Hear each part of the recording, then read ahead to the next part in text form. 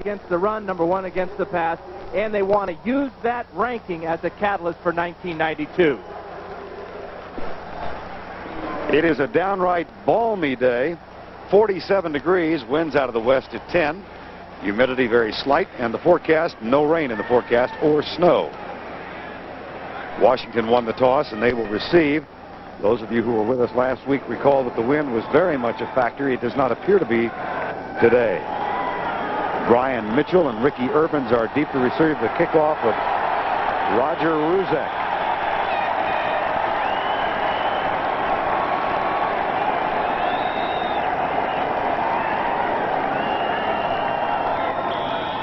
The 9-6 Eagles against the 14-1 Redskins. Washington trying to become only the 3rd team to go 15-1 since the inauguration of a 16-game schedule. Brian Mitchell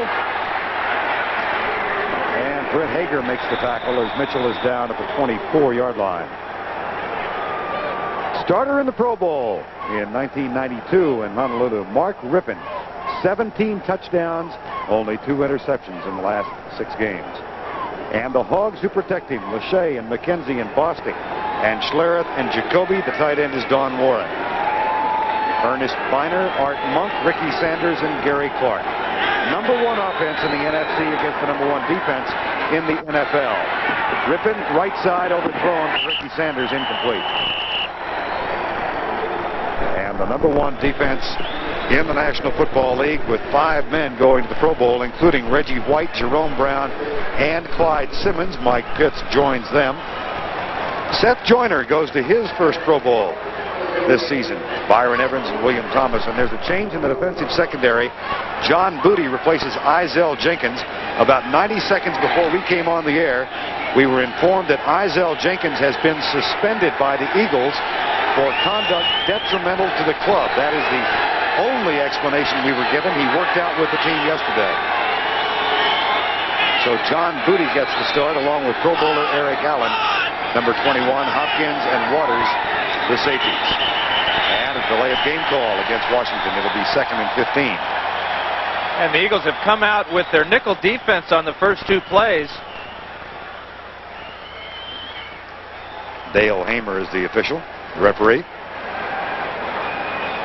And with that type of confusion, Rippon took too much time recognizing the defense and getting the proper play called. The one thing that is a characteristic of the Redskins offense is to come out in one formation, move a guy in motion, then shift, then reset, and sometimes it takes a lot of time, puts a lot of pressure on Rippon to get the play called within the allotted time. 2nd and 15. 4-man rush by Philadelphia. Clyde Simmons, and that is an incomplete pass. Very close to being the 7th sack of the season. And Simmons, who has never had a sack against Jim Lachey, was very close that time. We're going to keep an eye on this matchup all game long. This is Simmons, that's Lachey. Watch as Simmons comes around the outside against Lachey. And Rippon just barely gets rid of that ball. Dale Hamer, our referee, was right on top of the call and made the correct call. Although the Philly fans here, seeing it on the big board, don't agree, obviously. Clyde Simmons has 13 sacks. He's bound for his first Pro Bowl. Don Warren starts in motion on 3rd and 15. Now he's joined by Art Monk. Delay a game again. Rather inauspicious start for Rippon and the Redskins. Does that mean a bad start, Vern? Because that's what we have here. Gibbs was worried about this type of start for his ball club playing here in Philadelphia. Well, they tried to plug Dale Hamer's microphone in, pushed the wrong cord in the wrong outlet. Well, we can play charades. That's delay a game. Got it. Joe Gibbs. Bud Carson, the defensive coordinator, first year here, former head coach of the Cleveland Browns, and the mastermind of the Steel Curtain for Pittsburgh back in the 70s. 3rd and 20.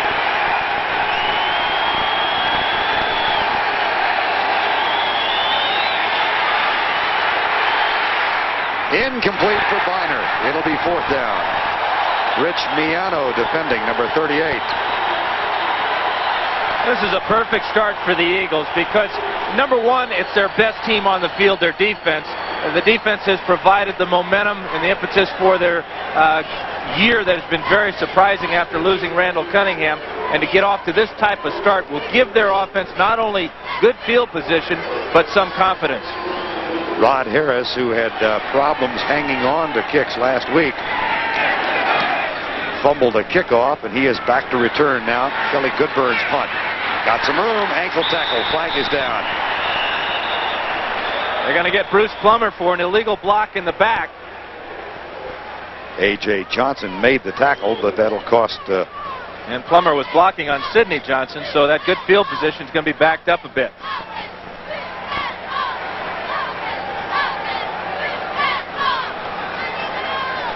Jeff Kemp, his second start. Those in the Philadelphia area know his story. Much traveled 11-year veteran. Was with Seattle, had 5 starts before he was cut after throwing 12 interceptions. And he's joined by Heller, McKnight, Alexander Solt, Antone Davis, the rookie, and the tight end Keith Jackson. James Joseph, rookie running back from Auburn, who is coming on in the latter part of the season. Keith Byers had a huge game last week despite the loss to Dallas.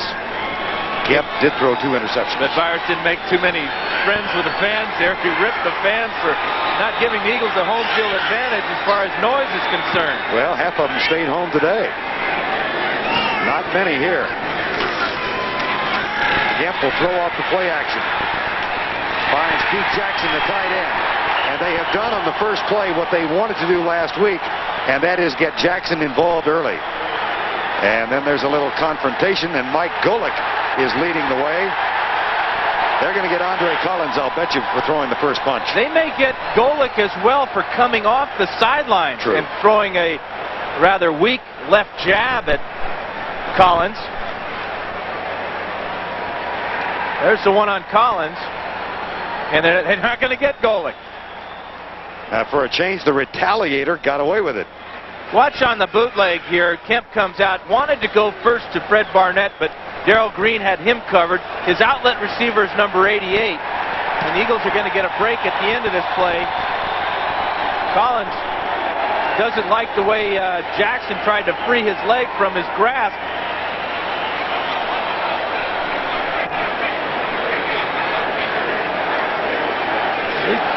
Jackson trying to get his leg free. Collins didn't like it. That's a bad place to pick a fight, though. Eagle bench. Golick at the ready. Didn't learn that at Notre Dame, of course. Might have learned it from his brother Bob. Keith Byers out of a tackle. And then stopped by Danny Copeland. Defensively for the Redskins, Charles Mann, Eric Williams, Tim Johnson, and Fred Stokes. 5 Plan B acquisitions start on this defensive team. Marshall, Matt Millen, Andre Collins. Millen is a Plan B player. Mayhew and Green, joined by Brad Edwards and Danny Copeland. 2nd and 9.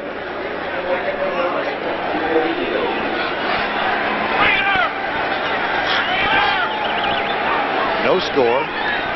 13:30 to go, first quarter.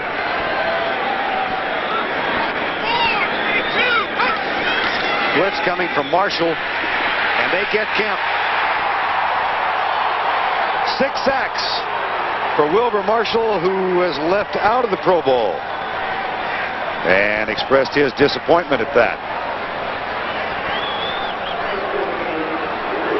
Well, Marshall is right here in the middle here, and watch him come on the blitz. They just outnumber the Eagles on this side. There's 4 men there going against 3. There's the wide open gap for Marshall to come through. Byers half-heartedly takes a shot at him. Not good enough to stop a very motivated Wilbur Marshall.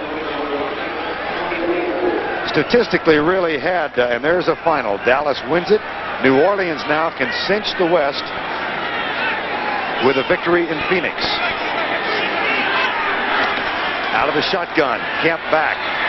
Left side, and Martin Mayhew with a tackle far short of the first down as Calvin Williams made the catch. The Jets come back and tie up Miami with very little time left. Winner of that game, of course, goes into the playoffs. Now Brian Mitchell is back to return Jeff Beagle's punt on 4th down. Brian Mitchell with 3 muffs recently in the punt return position. The Eagles will try and keep him from returning this. And what a terrific kick. And it goes in to the end zone. Kenny Jackson was standing right there. And he's arguing that he touched it, but he never controlled it. And that's the key. You have to stop the ball to have it count as being down. Watch this ball get by Jackson here. It'll hit him right there on the leg, but he can't stop it into the end zone for the touchback.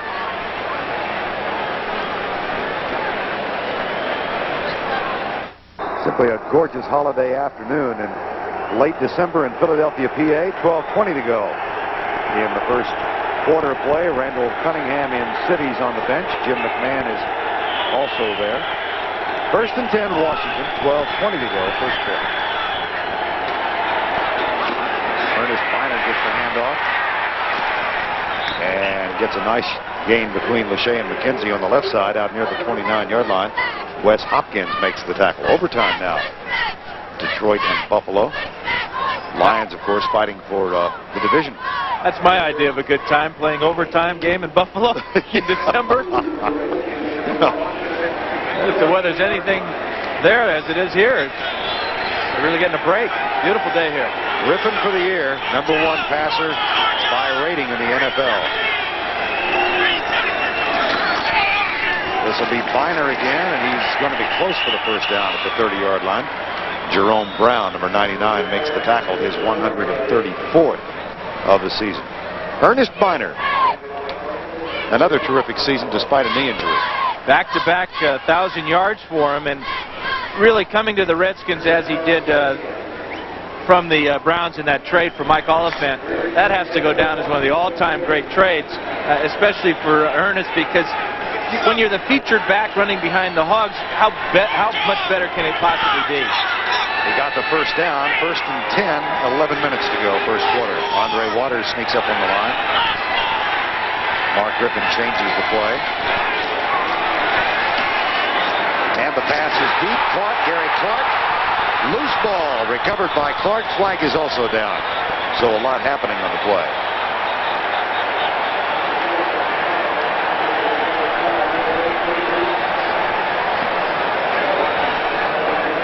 It'll be against the Redskins. Yeah, this is 4 penalties now against the Redskins as they start here in the first quarter. Number 85 of the offense, 5-yard penalty, still first down. Don Warren.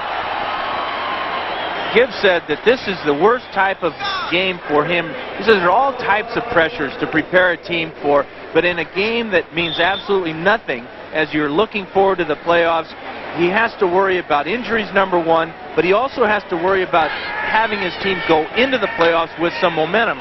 The only way you get momentum is by winning, but then you're playing against the top defense in football, and your offense obviously is distracted to begin this one. And it's first and 15. Here comes the rush. Rippon gets rid of it for Art Monk. And Art Monk is now only 3 catches away from 800 for his career. The pass protection is going to be excellent for Rippon. Nobody really gets close. There's just a 4-man rush. Actually, they're going to bring 5 as they bring a linebacker from the left side. But the Eagles' defense with the first and very long played a soft zone. That is also the 132nd consecutive game in which that wonderful receiver has caught a pass. Second down. Ernest Bynum tries to get through a traffic jam and doesn't find anything at all. Byron Evans, number 56, makes the tackle, the middle linebacker. And you wonder if Gibbs will go to the no huddle at some point. It seems to have been able to give his offense a jump start in the last couple of games. In fact, he opened the Giant game with the no huddle. He likes it as a change-up type of offense, but doesn't want to use it as a steady diet. He likes the way his teams have been successful pounding it out with that big offensive line and then some play-action passes from Rippon. 3rd and 7. Clark and Monk both split wide left. Barry Orr starts in motion. Rippon across the middle, incomplete. As Ernest Bynum might have had the first down, can't hang on, and the Redskins will punt. Well, Jim Lachey has not allowed a sack in his career against number 96, Clyde Simmons. And this is one of the reasons why. Lachey is a good athlete, number one, to go with that huge size and strength. But in the first game, he was guilty of holding Simmons a couple of times. Kelly Goodburn on the punt. Nice, high, and in the arms of Rod Harris. That was close to being a face mask. Monty Coleman makes the tackle after a 3-yard return, a 41-yard punt. The Eagles have the ball for the second time. No score, 9:10 to go, first quarter. Score, 9:10 to go, quarter number one. Second Philadelphia possession. Jeff Kemp with his backs in the eye. Keith Byers and James Joseph. First down and 10. Joseph, the rookie out of Auburn, gets the handoff. Scoots through right tackle. Fumble. Loose ball. And the Redskins indicate they've got it. They do.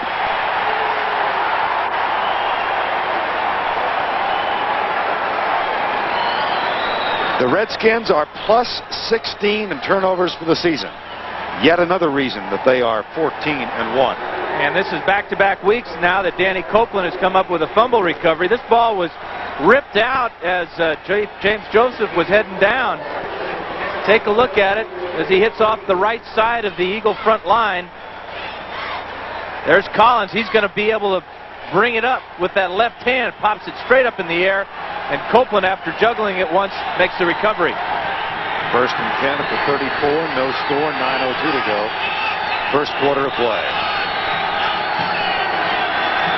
James Jenkins backs off the line and leads Ernest Biner through the left side on the counter tray. And he gets down to the 30-yard line. That's one thing that Richie Kotite has to address in the offseason. He's got to get a running attack here somewhere. Coming into today, they were averaging 3.2 yards per rush, and that is 28th in the league. There's a huge victory for the Detroit Lions. That means Chicago must win in San Francisco tomorrow night to win the division. If they lose, the Detroit Lions are the NFC Central Division champions. Our congratulations to them. Rippon picked off. There are no flags, and Otis Smith is going to coast the distance. 74 yards.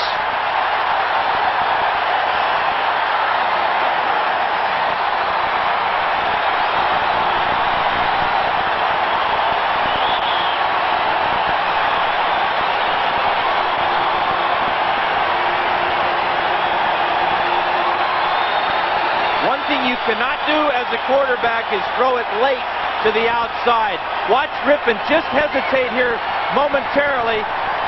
Comes out to where he thinks he's got an outlet receiver, but that's just a cardinal mistake for a quarterback, and Otis Smith has an easy walk-in for the Eagles' first touchdown of the day. Free agent from Missouri, his second interception of the season. His first for a touchdown. Roger Ruzek with the extra point.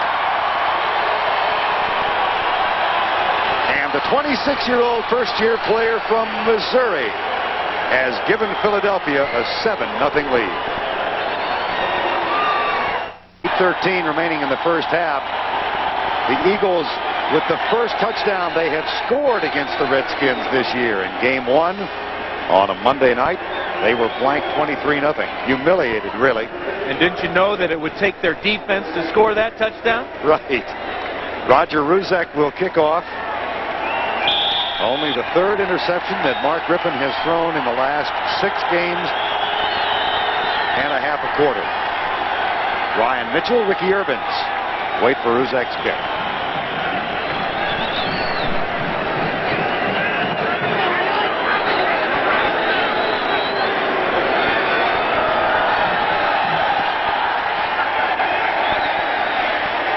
Ricky Urbans, the USC rookie. Hit from behind by Plummer and cut down at the 23-yard line. Let's go back and take a look at the Otis Smith pass interception. Well, Rippon is just trying to find an outlet receiver. He wants to hit Monk over the middle, but he's covered, so then he'll go to the outside to Ricky Sanders. Watch his first look to number 81 right over the middle. Good coverage there. Now the mistake of throwing it late to the outside, and a fine catch by Otis Smith.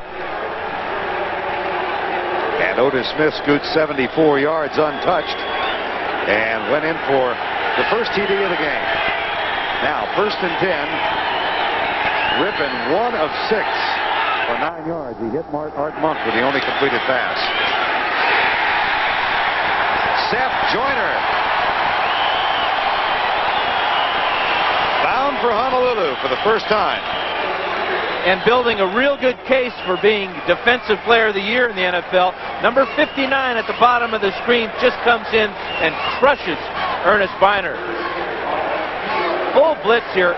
And what a luxury to have great athletic move to avoid the block of Donnie Warren. You've got a great front four, and then you add a guy like Seth Joyner to your pass rush. My goodness, that ought to be illegal. Ricky Irvins is in the backfield now. Art Monk is in motion. Ricky Irvins gets the handoff, scoots left, out of a tackle, out of another. Eric Allen, helmet high, and he draws the flag. Got the hook out. The hook around the head, and you got a little face mask. You see the referee there telling him exactly what he got. Allen doesn't like it. Wes Hopkins is arguing Eric Allen's case. It was Allen who drew a very, very controversial penalty in last week's loss to Dallas that sustained a Dallas drive late in the game. And if I were going to have somebody argue my case, it wouldn't be Wes Hopkins. He's coming off a $7,500 fine for elbowing Ernest Gibbons in the nose on Monday night. Right.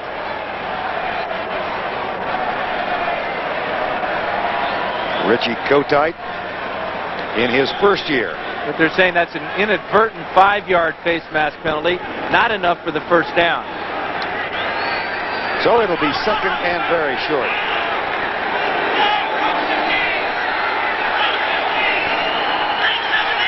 Redskins go to their power lineup. Irvins, Reggie White.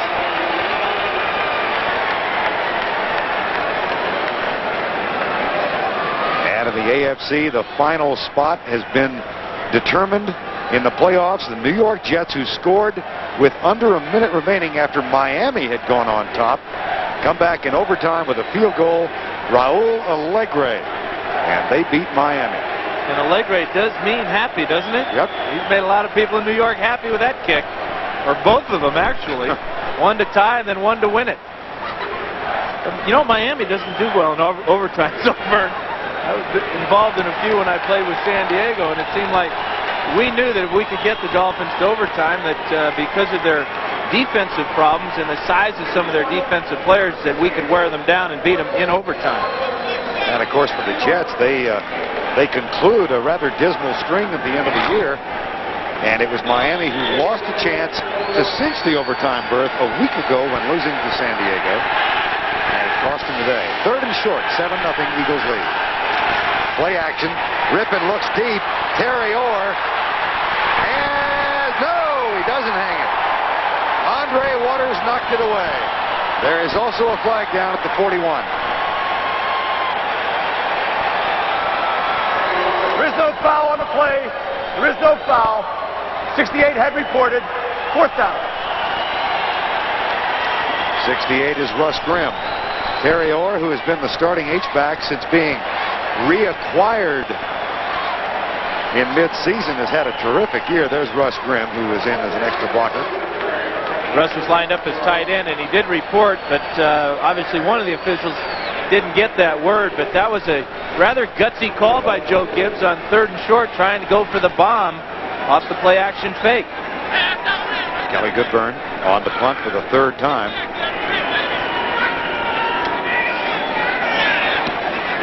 Rod Harris. That's a fine punt by Goodburn. Fair catch. Harris at the 15. Goodburn averaging under 40 yards a punt. That one good for 52. Nothing on the return. And the Eagle offense back on the field. We're at Veterans Stadium in Philadelphia. Final game of the 1991 regular season. 7-0 Eagles on the strength of a 74-yard pass interception by Otis Smith. Vern Lundquist and Dan Fouts. Jeff Kemp in at quarterback. 1st down and 10. Maurice Johnson in motion. And Kemp under heavy pressure lets it go incomplete.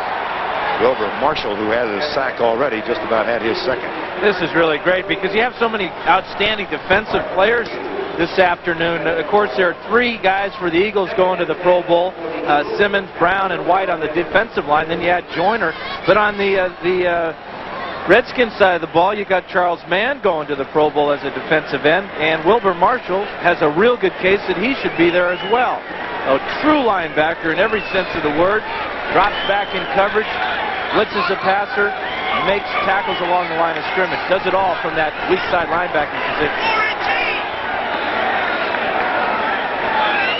Thatcher split on second down. Kemp, pressure again, incomplete. Had to get rid of it before he would have liked, intended for Keith Byers.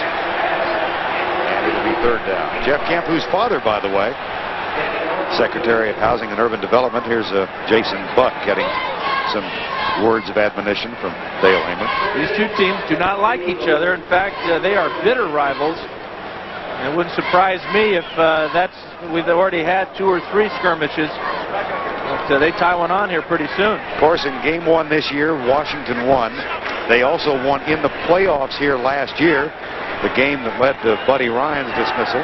Philadelphia won here in November last year, a game in which they sent 9 Redskin players out of the lineup with injuries. Dropped. Fred Barnett. 4th down. It's funny how things work. It appeared that Kemp also bobbled the snap, but once he got a hold of it, he threw it awfully well to Barnett right in the middle of the zone. As he slides to the inside, there's a huge hole there. Probably too big for Fred as he was looking for running room after the catch. And from the goal line, Jeff Feagles will punt. Brian Mitchell is back. Redskins should come out of this with excellent field position. And again, not much wind. Here's Mitchell at the 40. Fine punt by Feagles. And the young man who is averaging almost 14 yards per return gets half that on this one. That's a return of 7 off the 45-yard punt, and John Hudson made the tackle. This is not the easiest place for a quarterback to come in and play and do well. Last week, the Eagles almost shut out Steve Berline in that first half. Only allowed him 2 completions in about 17 attempts. Rippon is 1 for 7, but actually he's got 2 completions. One of them he threw to the Eagles, Otis Smith. And on 14 plays, total offense so far for Washington, 25 yards. Play fake. Rippon, a lot of time. Settles for his 3rd receiver. On the left side, it's Terry Orr with the catch. And William Thomas with the tackle. There's William Thomas. Now at the end of his rookie season out of Texas A&M. Undersized linebacker at 6'2" and 215 pounds. That's a tiny linebacker. That's the size of most strong safeties in the league. But the advantage that he has is a big guy lining up in front of him is Clyde Simmons. He usually takes a couple guys to block him. Redskins across midfield for the first time. They're at the 49. And off right side, Ricky Irvins gets a block. Foot race is on. Waters gets him from behind. But a 35-yard gain for the one-time USC running back. He really adds a spark. Watch this. Irvins, who's lined up deep in the eye, will come up and then cut to the outside. Terry Orr is number 89 in motion. He gets the kick-out block on Seth Joyner. And if Andre Waters doesn't have the angle and then the long fingers to grab the back of Irvins' collar, Irvins is in the end zone. Big play for the Redskins offense. And that is the longest run against the Philadelphia defense this season.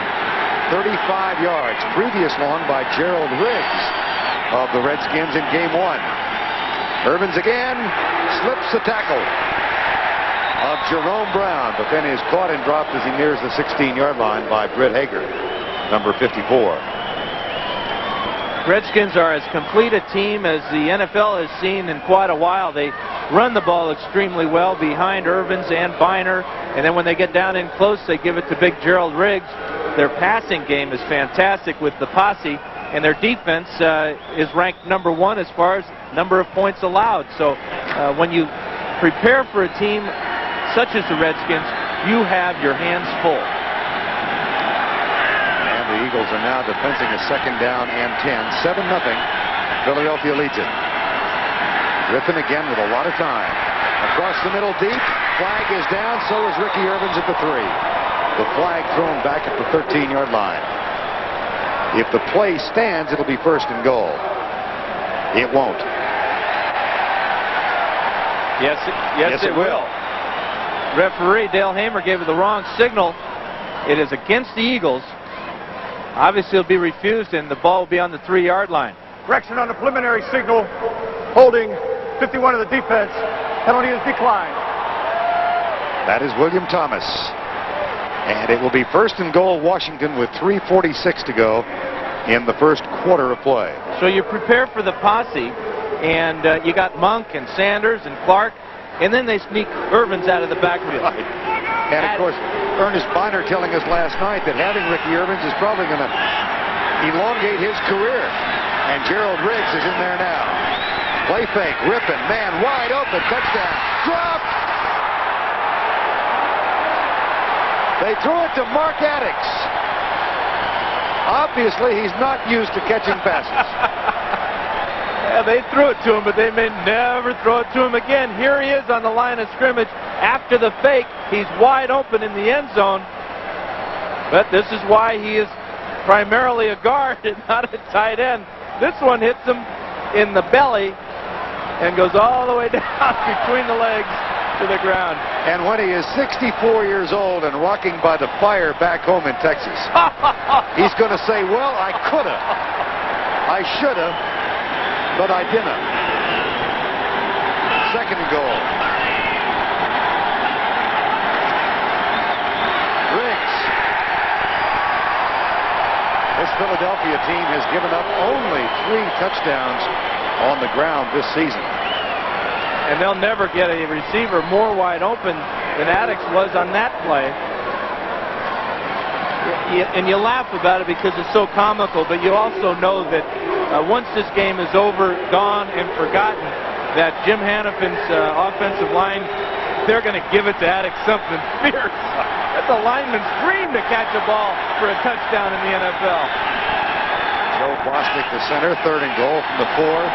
Ricky Sanders comes back in motion this way. Rippin on the rollout. Fires it. Hit. Incomplete. Wes Hopkins on the pass intended for Terry Orr. Rippin on the rollout's going to try and get some extra time, get away from that pass rush. Good call by Gibbs. This play scored for Cowboys last week against the Eagles, but watch the layout here as Hopkins reaches out with that right hand and knocks it away at the last second. Trying to hit Terry Orr in the end zone. Great play by Wes Hopkins. Lohmiller, who is bound for the Pro Bowl, gets his 27th field goal of the season.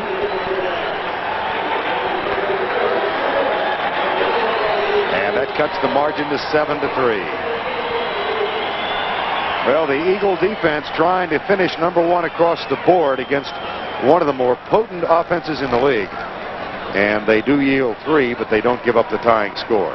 And on their minds is this afternoon, playing at this very moment, the game in Phoenix with New Orleans and the Cardinals. New Orleans is 2nd on that board in a lot of categories.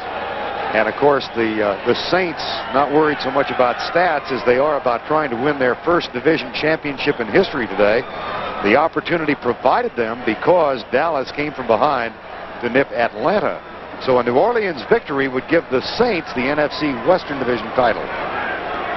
And the Washington Redskins trying to figure out today who they will be at home against in 2 weeks. In that Western Division title, the Saints should have had it a month and a half ago. Right.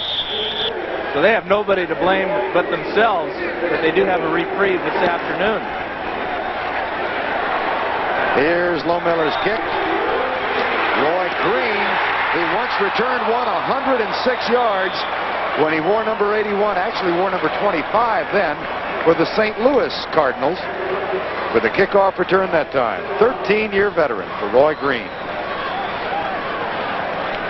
Well, among the statistical results today, Emmitt Smith, who told us back in September that his goal for a good season would be 1,500 yards in the ground and 45 catches, and he ran for 160 today and wins the championship over Barry Sanders, and Thurman Thomas did not play. And perhaps the most dangerous team going into the NFL playoffs at this moment are the Dallas Cowboys. Here's Steve Byers, and he's caught and dropped back at the 23-yard line. It's funny, you talk to different players before the year, or when you see them early in the year, you ask them about their goals, and of course you asked that of Emmitt Smith, and he said, well, I want to catch 45 passes, and I want to lead the league in rushing. Well, he did pretty good. He caught well over 45 passes, and on the strength of what he did this afternoon, he is the NFL leader in rushing. Heck of a year. Jim Hannafin, the offensive line coach of the Redskins, talking to two of the Hogs. They have their own statistical goal for today, not to give up a sack. 2nd and 11. 7-3. And here's Kemp with a short setup. Gets rid of it to Jackson, and Jackson and Danny Copeland get into a wrestling match. Jeff Kemp started to say a while ago, his father, Jack Kemp, the former quarterback of the Buffalo Bills and current Secretary of Housing and Urban Development, is here today watching his son play. Jeff told us he didn't have to worry about getting tickets for him. Dad's got a little bit better connections than the career backup quarterback here. It's not a matter of whether Jack Kemp is sitting in a box. It's a matter of which box. And how nice and warm and toasty it is in there. Not seats in the end zone. 3rd and 11. 7-3 with 1:46 to go in the first quarter. The shotgun. Low snap. Kept chased by Wilbur Marshall. That's around the corner. That is short of the first down at the 33, but a nice run by Jeff Kemp, a dimension he does give them that Jim McMahon did not. But the one thing that he does not have is any height. He's only about 5'10", and you'll see the Redskins will rush right up the middle. They're bringing extra linebackers here, and there's just no way Jeff can see down the field.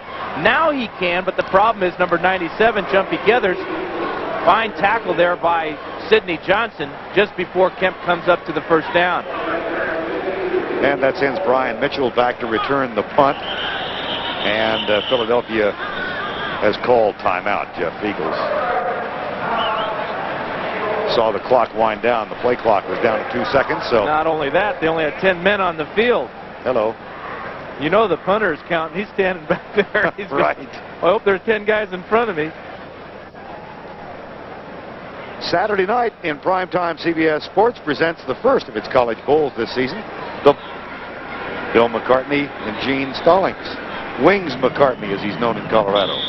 You call him Wings and let me know what kind of a reaction you get. You bet. Jeff Eagles on 4th down. Dan and Jim Nance will be doing the Blockbuster Bowl on Saturday night. Fair catch called by Brian Mitchell at the 26-yard line. 41-yard punt.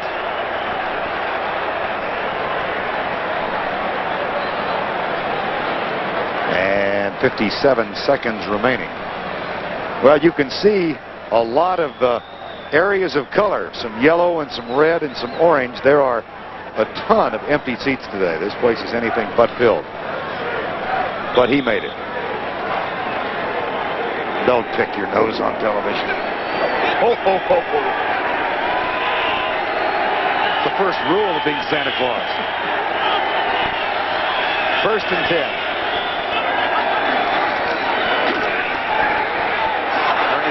Back in the lineup, and he works hard for a couple of yards out near the 28-yard line. Biner's 5th carry of the ball game. As Dan said, over 1,000. He's going to Honolulu, taking his wife and his 3 little girls with him, and they're going to disappear after the Pro Bowl game and spend an extra week on the island of Maui. That's really the way to do it, because while you're there preparing for the game, you only have 6 days, and you spend most of the time just getting over the bumps and bruises. What Ernest hopes is that he's got a game that Sunday before the Pro Bowl. Right. That would be in Minnesota. That's a nice trip, Minnesota to Honolulu. Irvings. 50 moves. Rich Miano with the tackle. And it'll be third down again. Well, the highlights of the first quarter, a 74-yard interception return for a touchdown by Otis Smith of the Eagles. Chip Lohmiller with a field goal of 21. And that's the end of the first quarter with our score, the Philadelphia Eagles 7 and the Washington Redskins 3. Man telling us candidly last night this game is for statistics. And that didn't mean he didn't want to win, but he's got a couple of goals. I'm sure that there are clauses in the contract that need attention. A couple of guys on the other side of the line, Reggie White and Clyde Simmons, they only have 1.5 sacks more than Charles. That's on his mind. Rippon back to throw across the middle, caught for the first down at the 42-yard line. Nice pass by Mark Rippon. Catch is made by Ricky Sanders, and it's 1st and 10, Washington.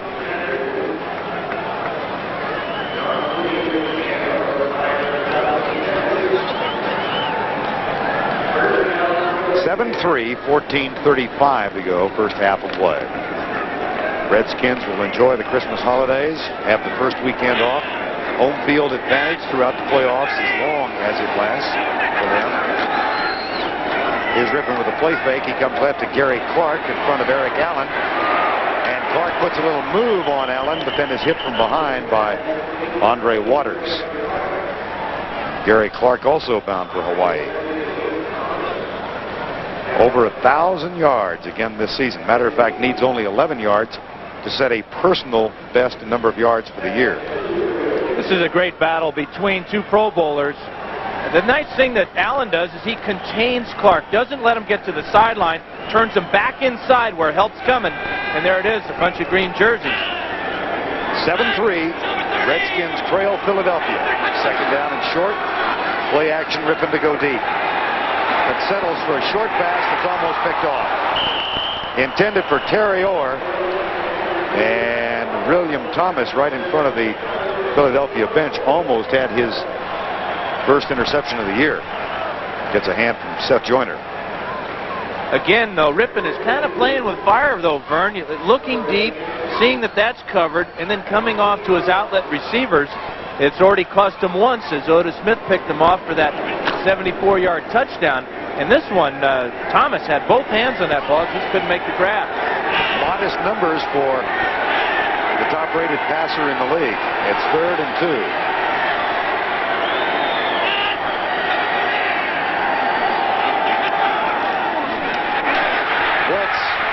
Incomplete. Rippon at 33 1/3%. He is 5 of 15, 4th down.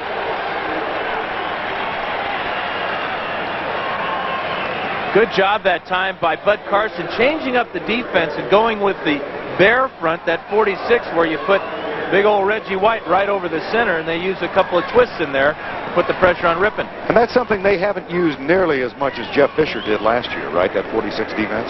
Well, you know, when you get a new defensive coordinator, he wants to put his own stamp on things, and I think Bud Carson's statistics this year speak highly for his abilities, and really need no defense by an old quarterback.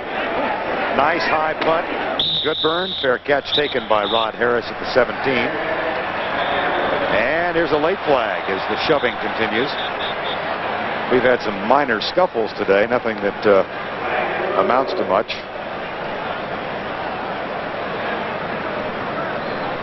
Waters is going to argue his case, I would think, without much success. Personal foul, number 59, after the reception, half the distance from the goal, first down, timeout. That's on Seth Joyner. So they will mark off the penalty against Richie Kotite's team. Time has been called, as you heard. 7-3 Eagles. Summary is sponsored by Bud Dry. All of the playoff teams have now been determined in both the NFC and the AFC. The Jets grabbed the last one with their overtime victory over Miami earlier today. And before today and tomorrow night are completed, we'll try and unravel who plays where. And at the same time, wins. That Detroit win in Buffalo is quite an accomplishment. Puts a heck of a lot of pressure on the Chicago Bears playing out of San Francisco tomorrow night. Keith Byers comes right. and gets a bit of a block. Maurice Johnson on Wilbur Marshall.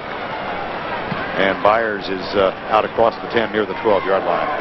I had a really interesting conversation yesterday during practice with Keith Byers and Keith Jackson and Reggie White about the disappointment of this season, and yet how much the Eagles have accomplished with 5 different starting quarterbacks this year.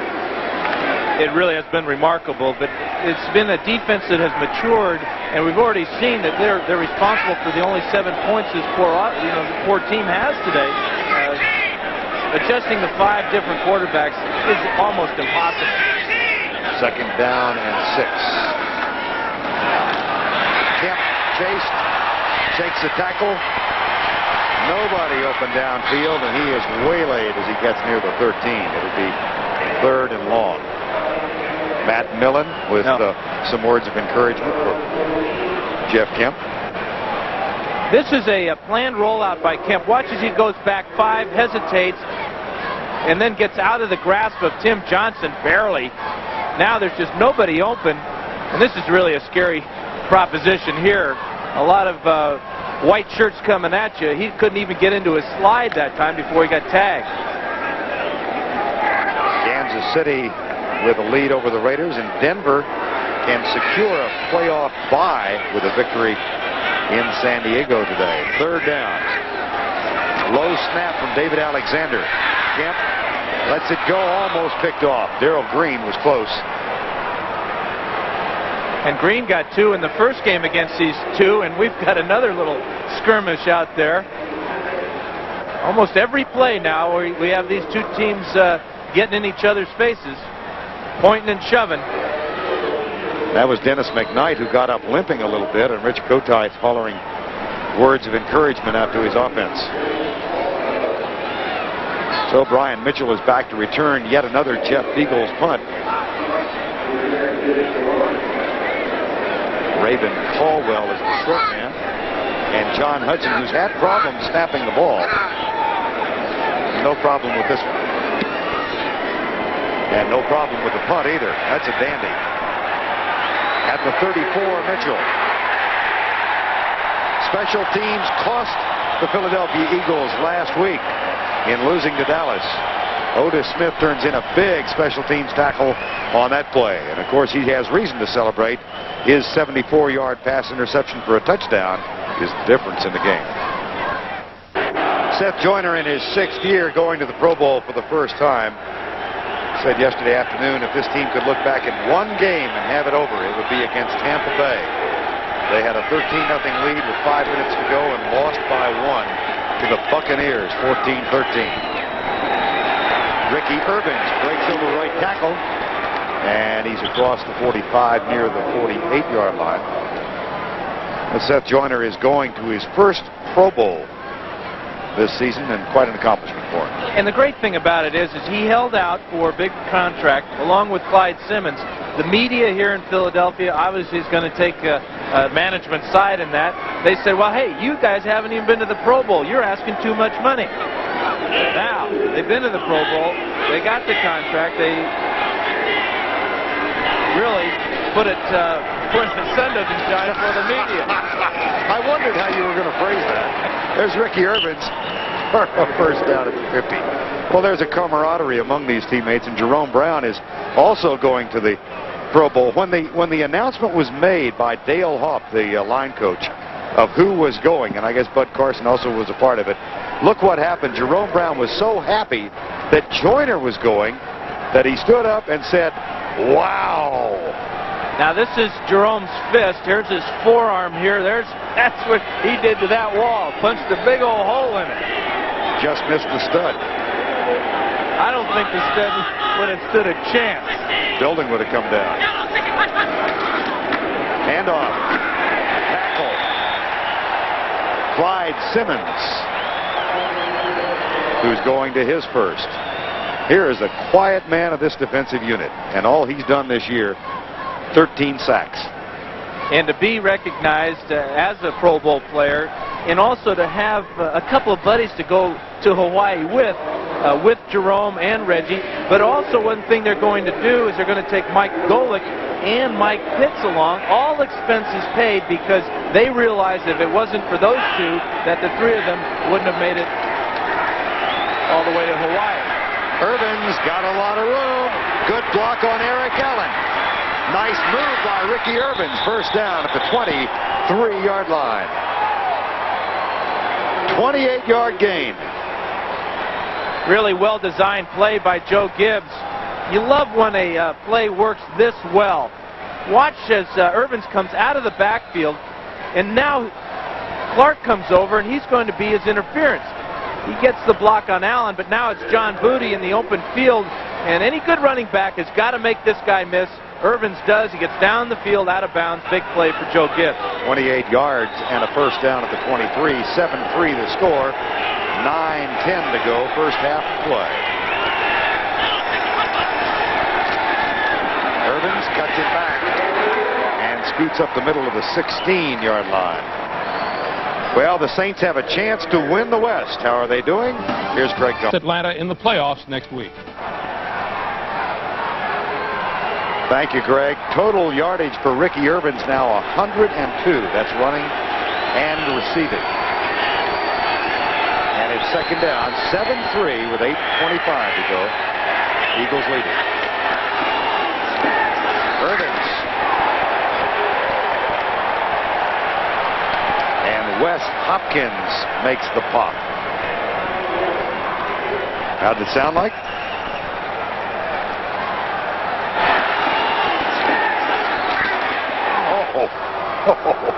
Ouch. And we do not have a microphone in either of those guys' helmets. That's right. That's from the microphones on the sidelines. Can you imagine what it sounded like to Hopkins and Irvins? Here's the stretch of the chain.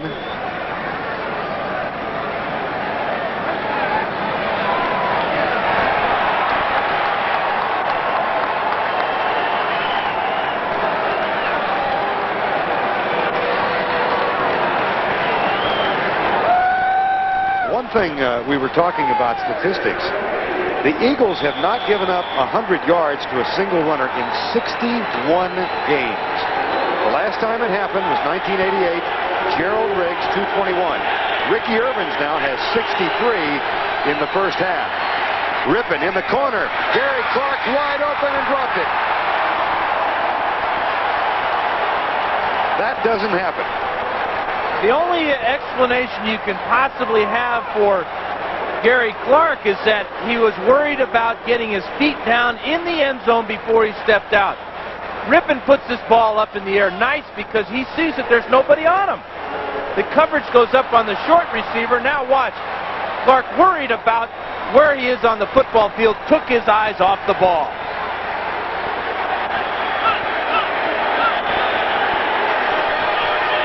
Second and 10. 7-3 Eagles.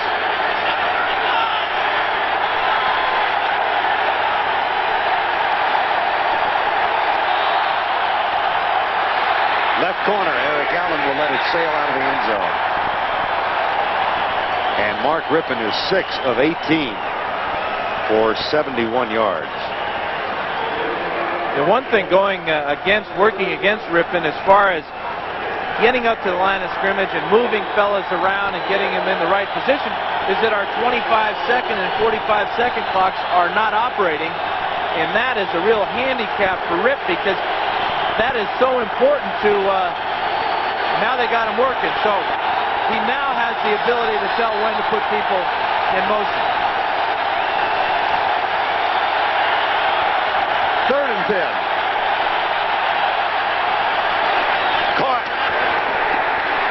Broken.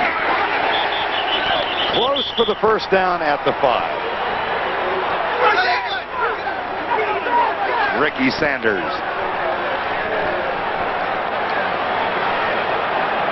It's short of the first down. Sanders is really the forgotten man in the posse. But what he has is a lot of speed and determination. Watch as he breaks his tackle by Otis Smith and gets real close to the first down. Will bring up an interesting decision for Joe Gibbs. 4th and inches.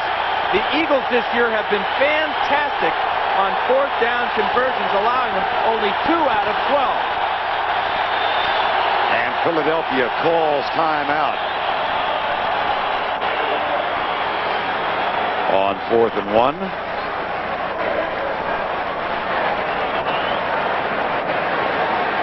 In a 7-3 game with 7:37 to go in the first half of play. This is really an easy decision for Gibbs because it gives him a chance. It really doesn't matter if he makes it or not. It doesn't really matter if you win this game or not. But there will come a time perhaps in the playoffs where he'll be faced with a situation where he really needs to have a successful play to either continue a drive or to make a touchdown. Now, if this were a perfect world, you understand, and it's Christmas, you ought to throw the ball to Mark Addix. It's not a perfect world. Yeah, and there's no way they'll throw it to Mark Addix. He's not even on the field. As Dan said, Eagle defense has been tough. Irvins. Maybe. Byron Evans doesn't think so.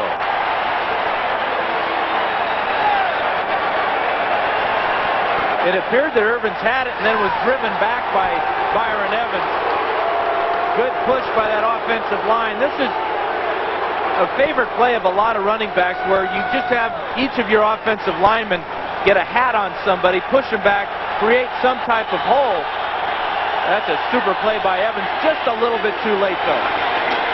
Irvins again. And as we told you earlier, this Philadelphia defense has given up only 3 touchdowns on the ground this season. And Reggie White doesn't want to make it 4. So it'll be 2nd down. Same type of play, Vern. Man-to-man blocking. And what it does is you get a man-to-man blocking, and you allow your running back to cut back and find the open area. Reggie White, tough against the run, got inside, made the play. 2nd and goal. Irvins.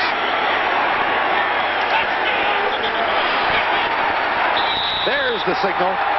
You can hear Rippon down there on the field saying, touchdown, he's in, he's in. 4th rushing touchdown given up by Philadelphia's defense this season.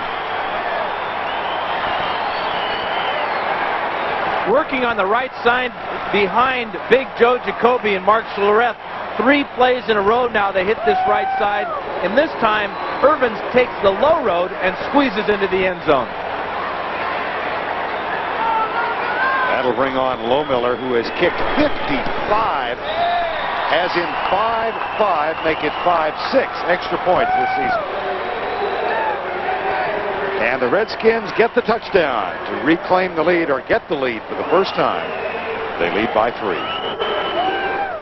Ricky Irvins gets his 3rd rushing touchdown of the season, the 4th given up by the Eagles. And that puts Washington on top. A 62-yard drive in 12 plays. Irvin's not a bad number 3 round pick. Wow. The leading rookie rusher in the NFC.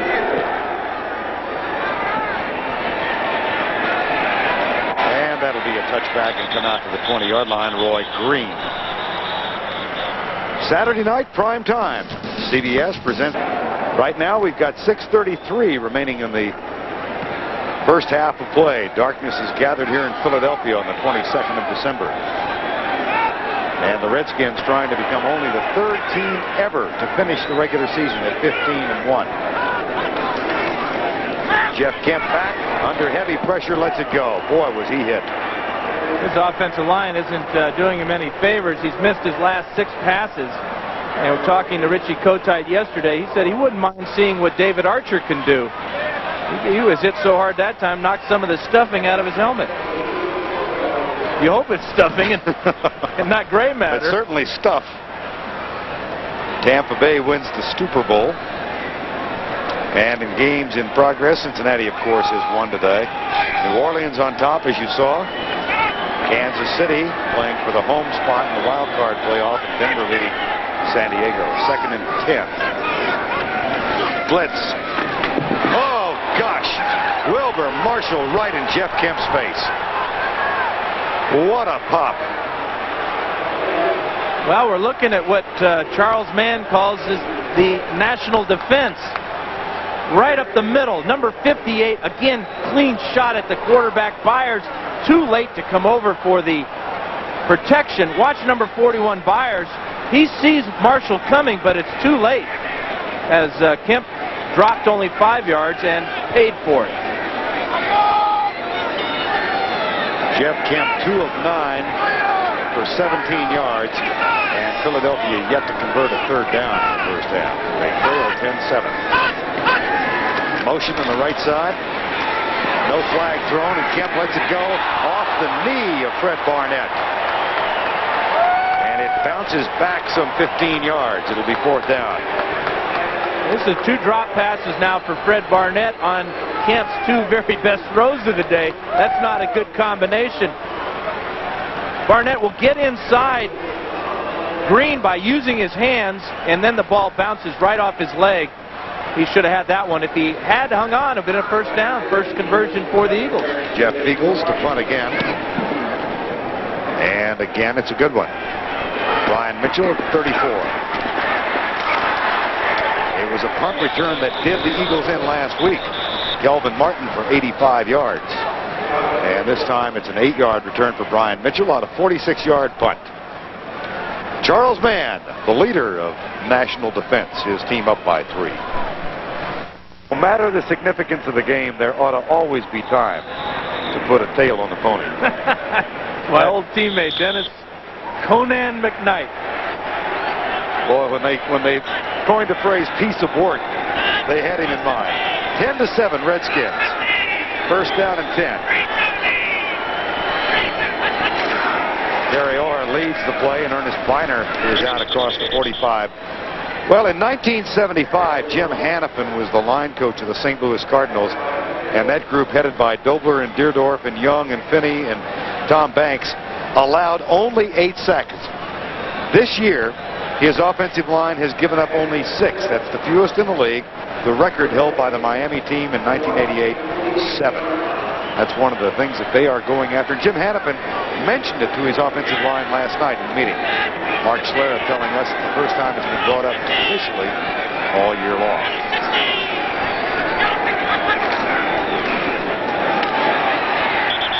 And that play goes nowhere. And in the first game between these two teams, Rippon was sacked twice. And one of them, Rippon just tripped and fell down by himself. It was counted as a sack because he was tackled behind the line of scrimmage. Actually, he fumbled. And you see, this is what Hannafin has to prepare his Hogs for. 52 sacks, leads the NFL. However, excuse me, Dan, last week against Dallas, they gave up only 1, or they got only 1. And no sacks so far today. Bostic and McKenzie and Lachey, Schlereth, and Jacoby. Hawks 2. 3rd and 8. Left side, Ernest Biner. Looks for the first down and has it at the 46-yard line. Byron Evans with the tackle. One thing the Redskins have been able to incorporate in their offense is the halfback option route. We already saw a big catch by Irvins early in the first quarter, and now Biner, when you're a running back and you catch the ball, you then become a running back again. You go from being a receiver to a running back. You use your natural abilities, and that's why these guys are so important, because you can throw them the ball short and they can still get that first down yardage. Redskins have rushed now for 82 yards in the first half. Play fake. Rippon will throw this time. Deep right side for Terry Orr. Andre Waters should have had it. And knows it.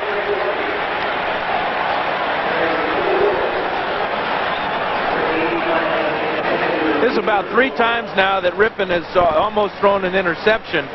Threw one to the Otis Smith earlier in the game. Again, it's a little bit late to the outside. There's a nice move by Waters, and he flat drops an early Christmas present. And that sets up a 2nd down and 10 with 3:53 to go first half. Rippon 3 touchdowns last week against the Giants, 28 for the year. But a modest afternoon thus far. Nope. Well, we talked about one of the themes of the game, the what it would mean to Reggie White and this Eagle defense to finish #1 around across the board. And it's very serious for them. They wanted to use it as a springboard for next season. Absolutely. What they've done is they've matured as a ball club. A lot of these fellas are now in their late 20s. Reggie just turned 30 years old. They're really at their peak, and it's so important going into next year for them to be able to pump out their chest and say, hey, we're #1, and we almost got in the playoffs with virtually no offense last year. 3rd and 9. 10-7. Redskins lead. Caught at the 30. Redskin first down. Gary Clark makes the catch, a gain of 14. This is Reggie White working against Ed Simmons, number 76. He's going to go all the way to the outside, and Simmons going to get that right hand real close to holding. That has been called oftentimes in the NFL. That time Simmons gets away with one. Reggie said almost wistfully yesterday, if we can get everybody into camp on time and we get Randall Cunningham back healthy, watch out. Reggie's starting to sound like a general manager. Yes. Minor to the 30.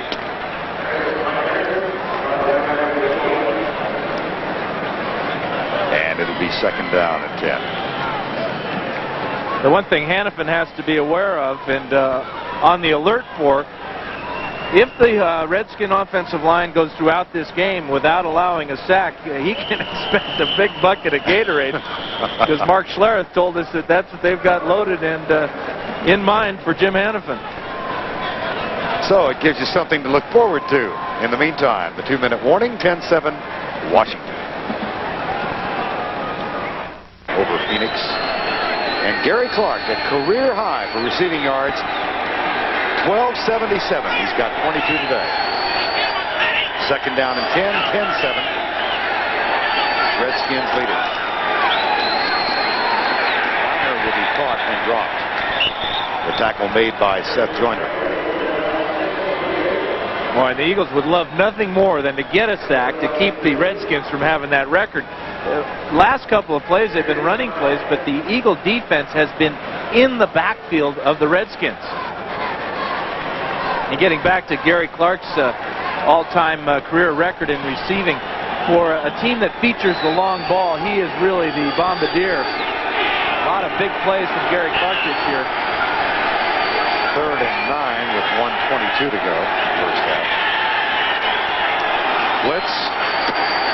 Rippon protected. Right side, good defense.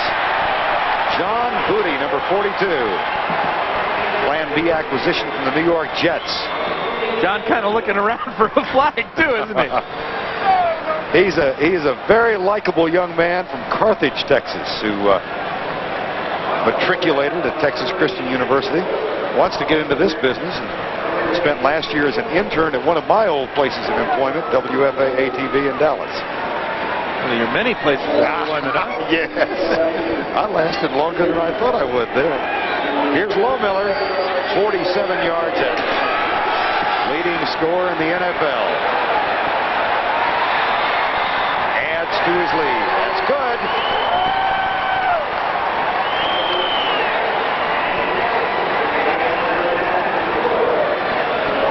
Joe Gibbs excited as usual.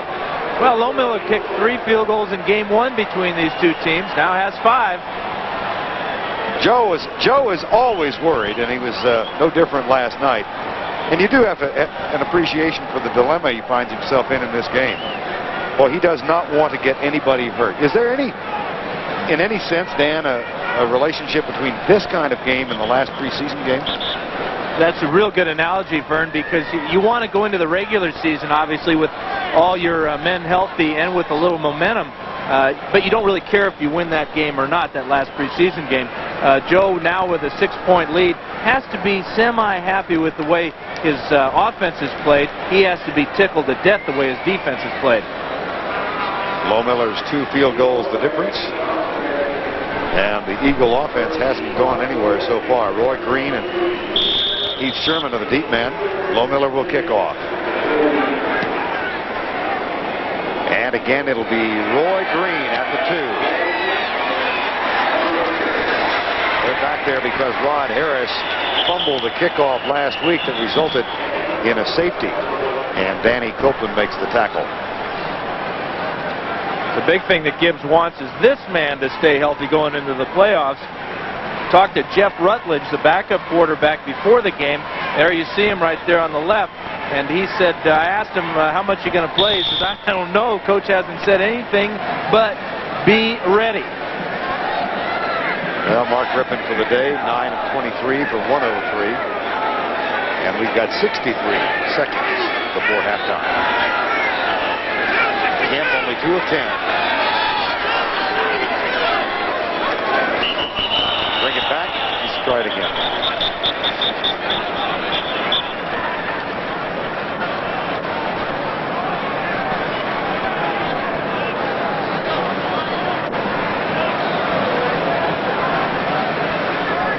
Encroachment.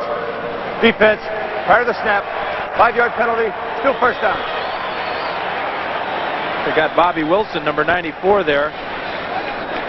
First round pick. A little bit quick getting off there, but the Redskins have added a lot of depth to that defensive line with Wilson. Got 4.5 sacks. That's very good for a rookie. And a team that is really an amalgamation of players from different areas. They've got a couple of draft picks, a couple of trades, 1 free agent, but what a free agent, Wilbur Marshall, and 5 Plan B acquisitions. They've really gone to the well under Charlie Casserly and utilized the Plan B market through the Redskins' hands. Here's Kemp back. And that is dropped by Maurice Johnson. He had a touchdown catch last week. Wilbur Marshall, who's been a factor in this first half, doing the defensive work.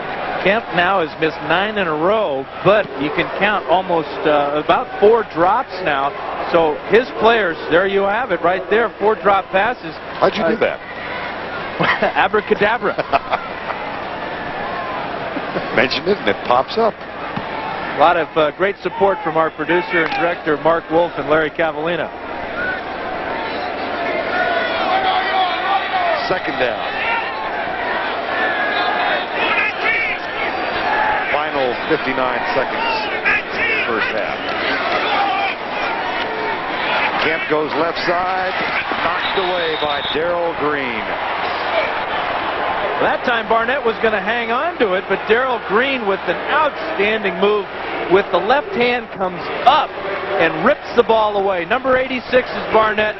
Man-to-man by Darrell Green. This is why many consider him the best in the league. There's the catch. There's the strip. Big play, Darrell Green. That's the 3rd drop for Fred Barnett, if you want to call that one a drop. That one really knocked away by Green. And it's 3rd down. 17 yards passing thus far, actually 10 total.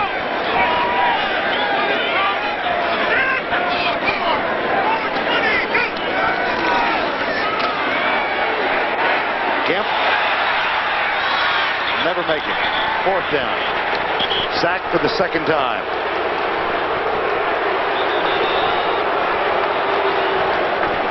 I was here when they booed Santa Claus.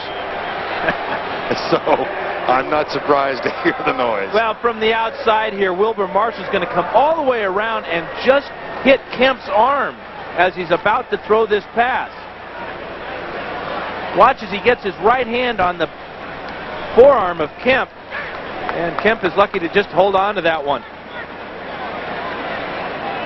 Redskins call timeout to stop the clock with 46 seconds remaining in the first half. They have 2 left. So on 4th down, Jeff Beagles will punt it away.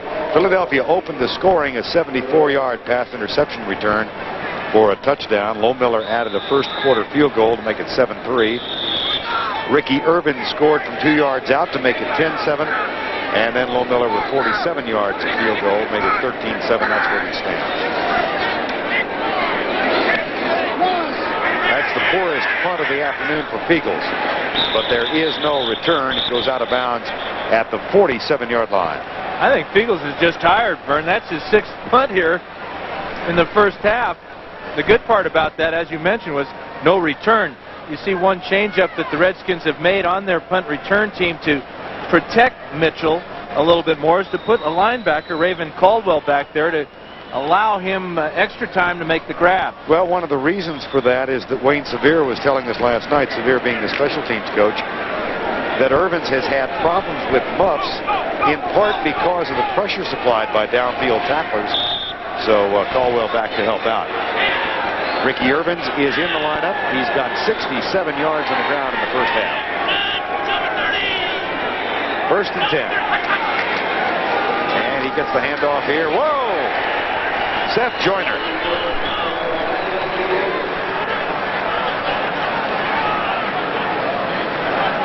The thing that Kotite loves about Joyner is he never leaves the field. He's in there on all situations.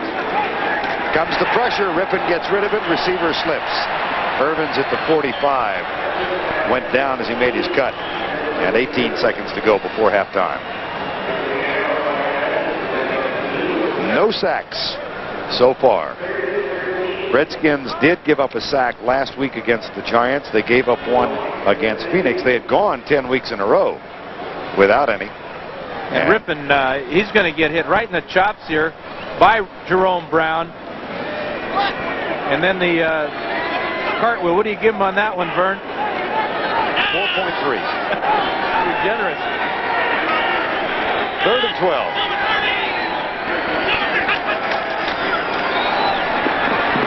Deep left side, flag is down.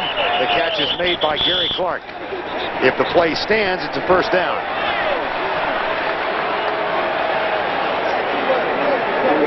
What's the flag? Against the Redskins.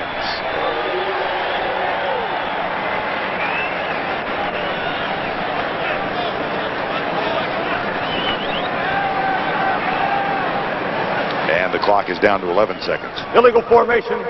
Offense. Number 66 was not on the line of scrimmage. 5 yards. Repeat 3rd down. That's Joe Jacoby at 310.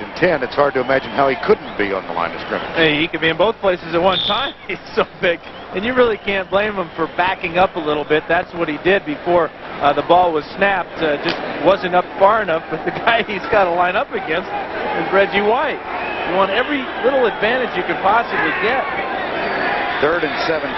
Golick has joined Brown and White. Another flag is down. Screen pass. Irvin. Oh, gosh. Andre Waters.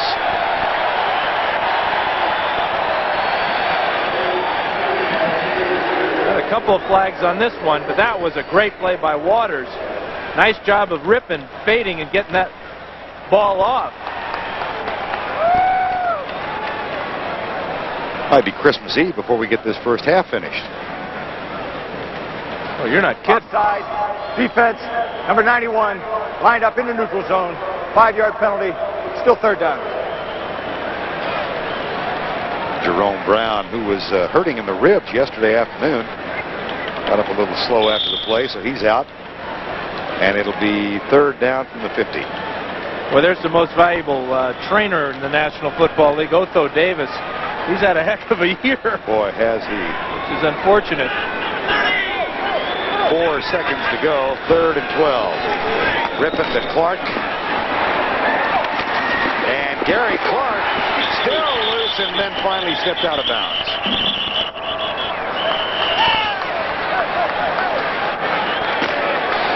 They will unravel the bodies, and that is the end of the first half. With our score, the Washington Redskins leading by 6. The difference in the game, 2 Chip Miller field goals. It's 13-7. Come back with 2 field goals from Chip Miller and a 1-yard touchdown run by Ricky Irvins. I think most significantly for Joe Gibbs, though, Dan, he's accomplished what he wanted. Nobody hurt so far. Well, the game's only half over. I wouldn't be surprised if Gibbs starts to put people such as Rutledge in the game and get some of his starters out. He's fortunate to have excellent backups on this football team, and the Eagle offense appears to be incapable of scoring touchdowns. Let's take a look statistically at what has happened in the first half. The Redskins have overwhelmingly controlled the ball, and they have 211 total yards to 26. 26. for the Philadelphia Eagles. But if you add that 74-yard interception return, the Eagles have got a 100-yard day working. If ifs and buts were candy and nuts, what a Merry Christmas we would have, you that's bet. roughly the line. But Kotite, he's got to make a decision here pretty soon because Kemp has been ineffective. He's been victimized by a receiving core that has dropped about 5 passes on him. But his offensive line is up against a pretty stiff challenge. You know, people don't realize that the Redskins have an outstanding pass rush of their own. Came into the game with 48. And so far today, they've got 2. So they're only 2 behind the Eagles. And their total defensive effort, a yield of 26 yards. Here's Lohmiller, 2 field goals in the first half, giving him 28 for the season. And Roy Green and Heath Sherman again drop back to return the kickoff. That's Roy Green on the left, Heath Sherman on the right. 13-7 as we get underway with the final half of the season for the Eagles. And Roy Green heads left. Watching him and remembering his glorious years with the Cardinals, I can't help but think back to the fact that he was a two-way player, a starter at defensive back and wide receiver. And in the Dallas-Atlanta game today, Deion Sanders played both ways. He was a starting cornerback and caught some passes at wide receiver. And the thing they have in common, besides being outstanding athletes, is speed. Yep. When you have that type of speed, you've got to have some way of using those guys on offense. They're just wasted as defensive backs. 1st and 10, Philadelphia. First play of quarter number 3. Fred Barnett in motion, followed by Darrell Green. James Joseph plunges over the block of Ron Heller and out to the 28-yard line. James, you said yesterday, the car is gassed up. It's in the parking lot, pointed south. And he may have just gone in at halftime and turned the ignition on. He's heading back home to Phoenix City, Alabama today to enjoy Christmas holidays with his mother and the rest of the family.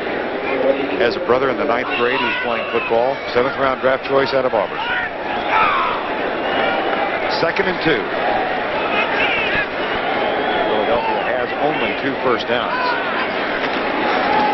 Myers, make it 3. Keith Jackson trying to urge the crowd, and they responded to him.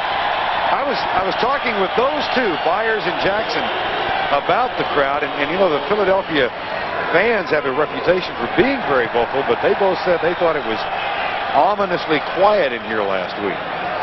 Well, you know, that offense really, at least so far today, hasn't given these poor fans anything to cheer about. Put you to sleep. Yeah, and you got to be awful careful as an Eagle player to turn on these fans. Yes. It's a 1st down and 10. Philadelphia at the 32-yard line. They trail by 6, 13-7.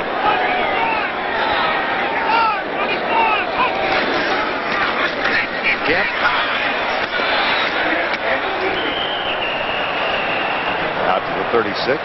Kemp missing another handoff on that play and then having a tiptoe through the tulips there. Well, I thought it looked awful, but I wasn't sure. Last week, 3 sacks on missed handoffs. Not sure. I think this one's supposed to go to Byers, who's the fullback in this. Yeah, he's expecting it right there.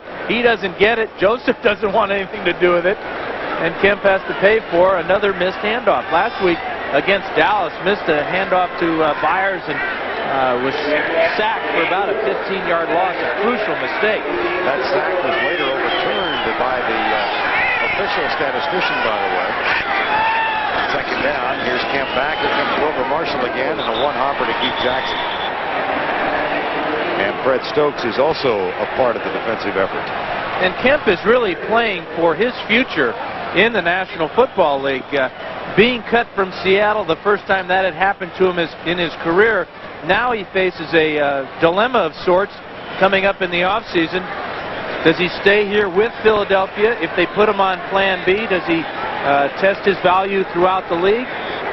He's got a couple of big decisions to make. He told us yesterday he would prefer to stay here in Philadelphia as a backup quarterback. And of course, there's the matter of Randall Cunningham coming back, Jim McMahon, who's out with rib injuries right now. And the rookie Brad Gable, also on the roster. Down the middle, tipped away. Calvin Williams and Martin Mayhew with the defensive effort this time. It'll be 4th down. I think Mayhew got away with one there that time because he was all over Calvin Williams before that ball was anywhere close. Long afternoon for Jeff Kemp, who's 2 of 14. Left side of the screen, there's the contact before the ball gets to Williams, and he's yelling about it, and Mayhew's celebrating. Beagles and Mitchell.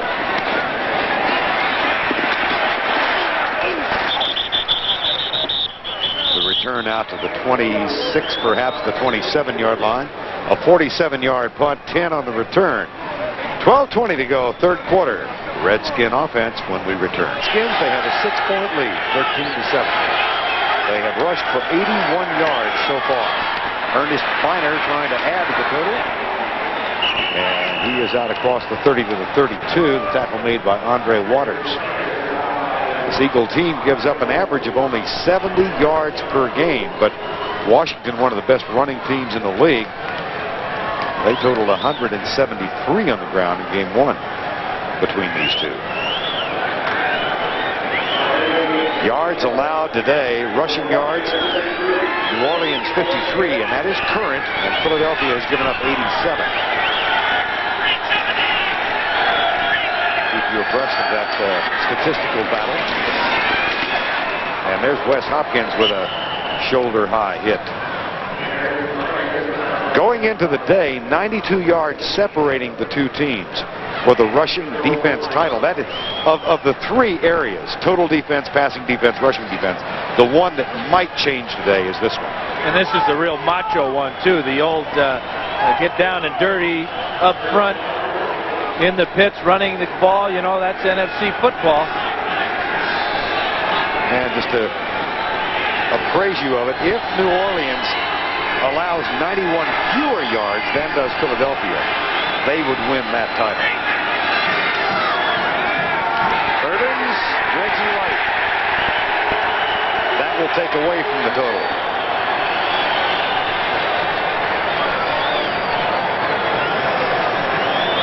Here's Reggie. Watch as he fights against the block of Jacoby and then goes to the outside. When you combine strength and speed and then knowledge, actually it's working against Ed Simmons here, number 76. I wonder about Jacoby, if he's hurt on the sidelines or if this is one of Gibbs' opportunities to rest one of his veterans. That's the way to protect your quarterback. No sacks there. Rippon, deep right side. Art Monk, incomplete. Art Monk has 1 catch in the ball game, needs 3 more to go to 800 for the year, and become the 2nd player in league history to ever get to that total, the other being Steve Largent. Passing yards, Redskins 130, Eagles. To get the word on Joe Jacoby, he sprained his small finger. I've heard of guys taking a dive or one out of the ball game. Probably put it on ice and elevated tonight, huh? They say he'll be back. I don't know. You know, those fingers are, especially those small ones. Yeah, 3rd and 13. Blitz. Rippon fires it deep for Clark. Incomplete. 4th down. And a flag is down. John Booty might be called for interference.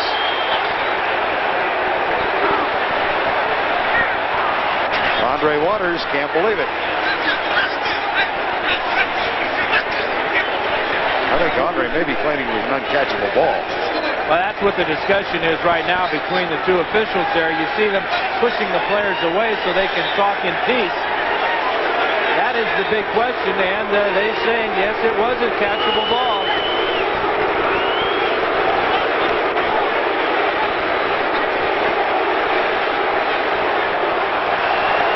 Pass interference on the defense, number 42. Hey, the ball was not.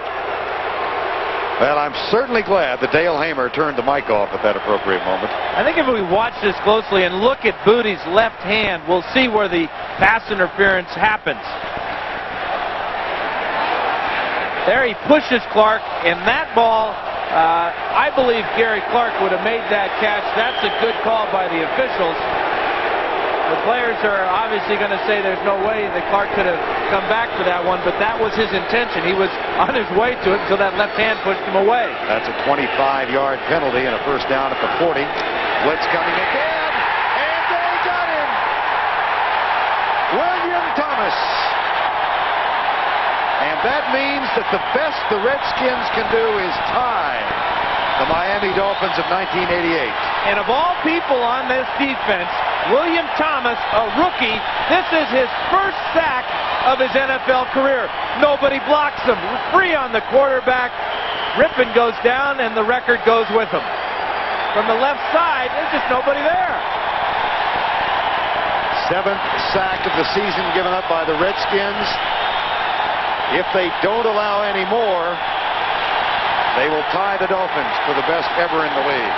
That really got the crowd back into it, too. You know they were thinking about that sack record. There's the tackle in the running play. Ricky Irvins and Clyde Simmons.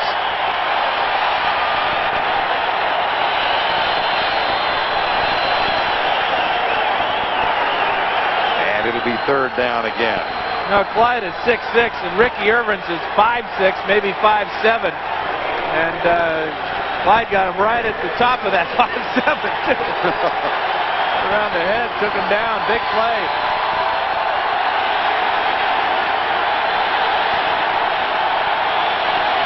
Third and 20.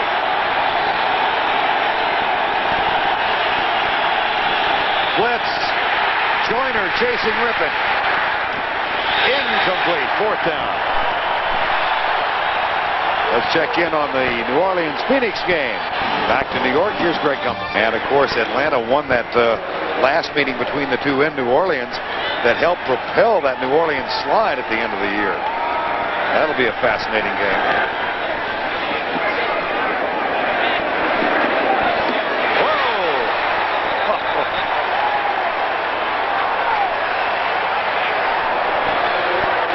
Stephen Hobbs with the tackle. Rod Harris with the catch. And wondering why he didn't wave one of those white gloves there. Boom. 13-7 Redskins. Getting some help on his sideline as well, but he appears to have come out of it the better of the two. Jeff Kemp continues at quarterback. 2 of 14 for 17 yards, sacked twice. 8:42 to go, 3rd quarter. The Redskins up by 6. James Joseph.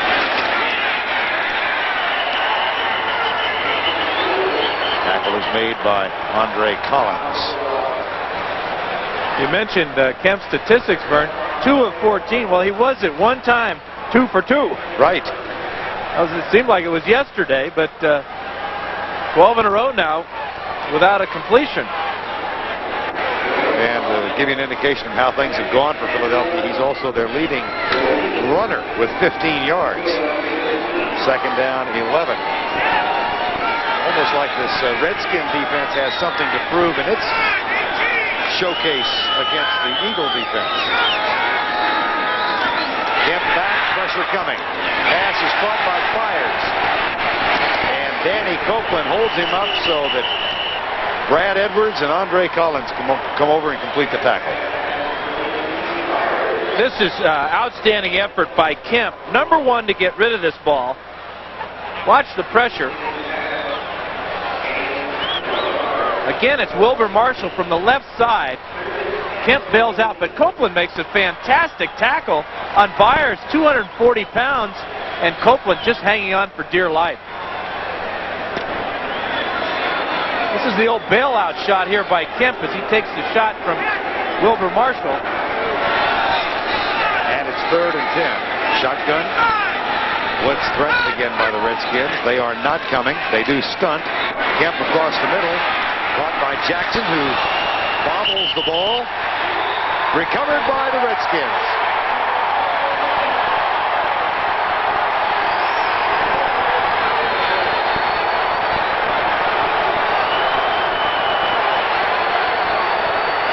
Coleman down the bottom of that pile, 34 years old, still doing it on pass defense. This is his first fumble recovery of the year.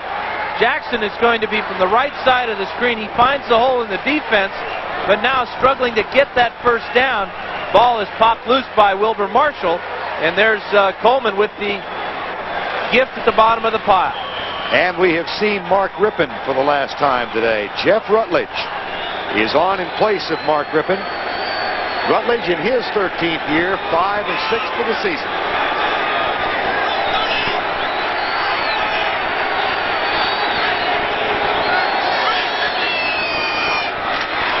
The handoff goes to Ricky Urbans at the 20-yard line. He doesn't get anything,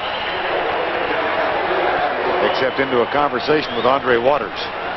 Mike Golick made the initial hit, number 90. Earlier, Dallas came from behind. Emmitt Smith won the rushing total. In overtime, Eddie Murray's field goal gives Detroit the victory. Raul Allegre, 2 field goals. The Jets win. Tampa wins the Super Bowl. Pittsburgh over Cleveland, 17-10. And here's Rutledge into the end zone. Tipped away by Wes Hopkins. Intended for Gary Clark. That's 2 touchdown-saving pass deflections by Hopkins. It appeared Clark was open there for a minute. We got a flag down.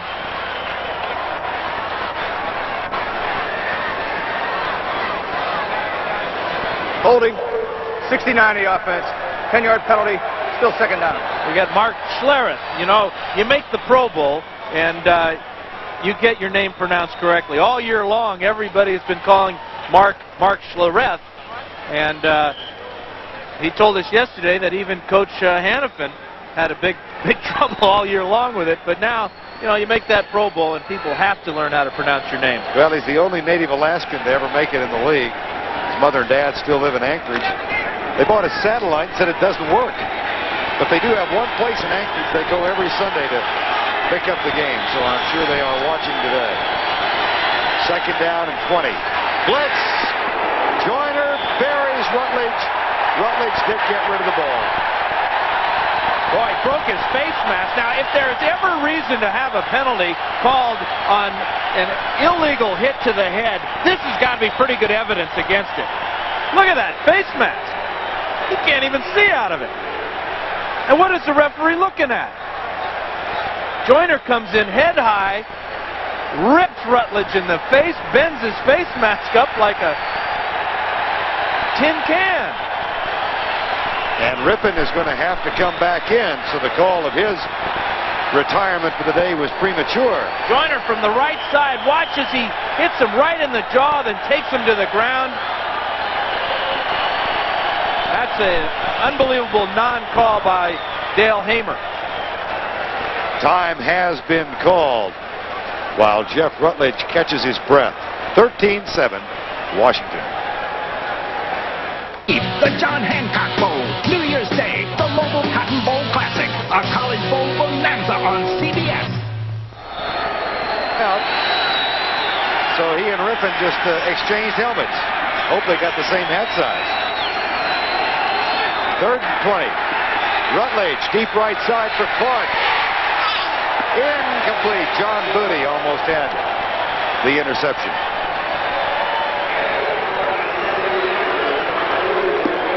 Remember, John Booty wasn't even slated to start today. He's more of a nickelback, number 42. But because of the suspension of Izell Jenkins, Booty got the start and played fairly well. Comes real close to the interception here, and then the ball goes through all the way to Clark. Here's the pressure on Jeff Rutledge. I bet he's real happy that they took Rippon out of the ball game. Right. I think he'd like to get Joyner out of the ball game. 47 yards. Good! Second from 47 today.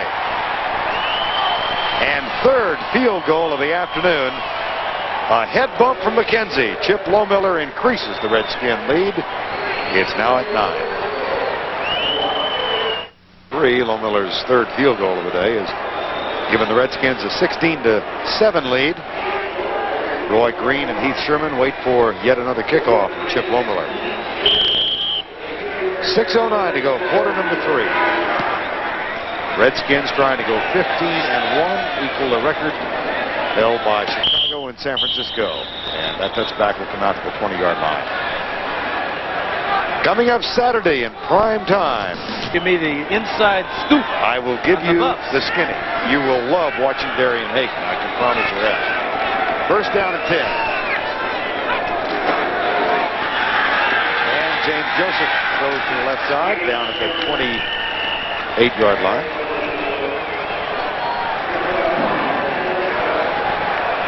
The guy that had a miserable game against the Redskins the first time is number 78 here, Antone Davis. 325 pounds, and he can move it. Look at him get around the corner there and find a little 200-pounder in Brad Edwards. That's a smart player there. In the first game between these two, Davis gave up 2 sacks. Charles Mann had them. Called for holding, a procedure penalty. He's grown immeasurably in this league since then. He's holding his own today. Second down, number 1 draft pick, Antone Davis. Here's Kemp. Out near the 30, that might be enough to move the chain. Keith Jackson with the catch. And a roar. Jackson. He and Byers were really angry at the crowd last week. Said he thought he'd get booed today. He hasn't been so far. Well, he did fumble, though, the last pass he caught. So, you know, he's caught a couple so far today. That's his 3rd catch. But when you've only completed 5 passes, such as Kemp, that's not a real good day throwing the ball. There's Matt Millen on the sideline in real pain. First down and 10. Flag is down. Pass is picked off by Tim Johnson. He's being chased by David Alexander and is out of bounds at the 6-yard line. Tim Johnson. And there are 2 flags down. One is real deep in the secondary. That might be against the Redskins. Johnson's first interception. Joseph and Brad Edwards exchanging Christmas greetings.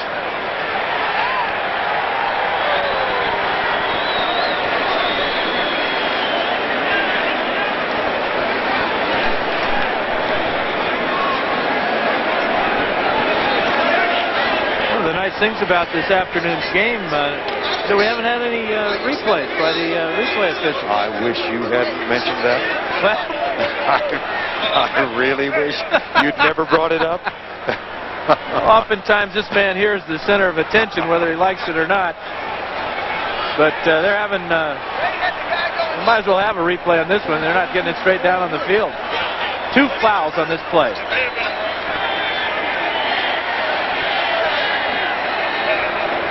All right, here we go. There is no flag on the play. Number 12 player leaving the field was actually number 11. There were only 11 players on the defense. Ruling is a completed pass, interception, first down.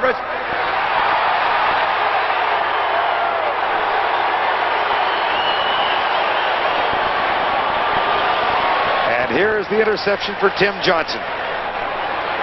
That one just kind of went right into the old face mask here. But the Redskins were substituting and got their 12th man off the field just in time. And a return of 24. Jason Buck put the pressure on Jeff Kemp, and Tim Johnson will put that on the mantle to go with the stockings on Christmas. Here's Andre Collins, and he's running to get off the field. The ball is snapped, it appeared, when he was still on the field. Well, but if I understand Dale Hamer's explanation, he was actually the 11th man and inadvertently ran off the field, so they were playing that defense with 10.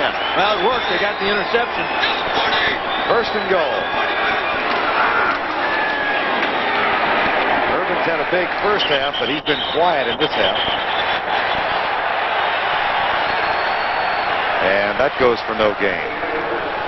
27-3, it appears that for the first time in the club's history, the New Orleans Saints will be division champions. All right, let's go back to the beginning of the football season, September 1. Okay. Now, would you have picked Atlanta? Nope. Would you have picked New Orleans? Nope. Would you have picked Dallas? Nope. How about Detroit? Nope. Well, they're all in the playoffs, pal. I know this. If the 49ers were playing in the AFC, they'd be favored to meet Buffalo for the title.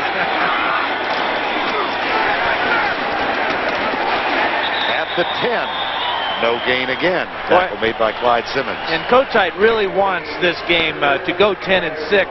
That would give him a heck of an accomplishment after that first half where they were 3-5. A 7-1 finish wouldn't be too bad, but he's going to have to settle for 9-7 because he has absolutely no offense today. None. And again, the litany of quarterback problems here for Richie Kotite in his first year. Randall Cunningham out in the first week. Then McMahon went down. They had Pat Ryan in for a while. He started. Brad Gable, the rookie free agent from Baylor, started a couple. Here's Rutledge back. Reggie White coming. Got him. And that means that the Miami Dolphins will hold on to the NFL record for sacks. And it also means that Reggie White continues his streak as the only man in the NFL who has more than a sack for every game in which he has played. This is number 14 on the year, 108 now in his career, 92 against number 76, Ed Simmons. And that's the patented rip and pursue the quarterback. Rutledge had no chance. No chance to even dump it to throw the ball away to preserve that record.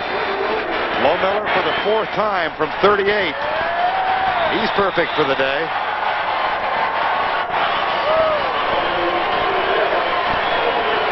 Chip Lohmiller, and that is his 30th field goal completed or made in 1991. 19-7. The Washington Redskins trying to equal the effort of the Chicago Bears of '85 and the 49ers of '84 and go 15-1 for the season. Reggie White, what a man of great dignity and class. And a lot of talent, too, as a football player. But I think the point you make, Vern, about the class and the dignity part of it really is contagious. He has helped mold this defense. He's taken Jerome Brown under his wing, Clyde Simmons on the other side, and really is the glue that holds this defense together. Of course, you got to come up with the numbers, and the sacks speak for themselves.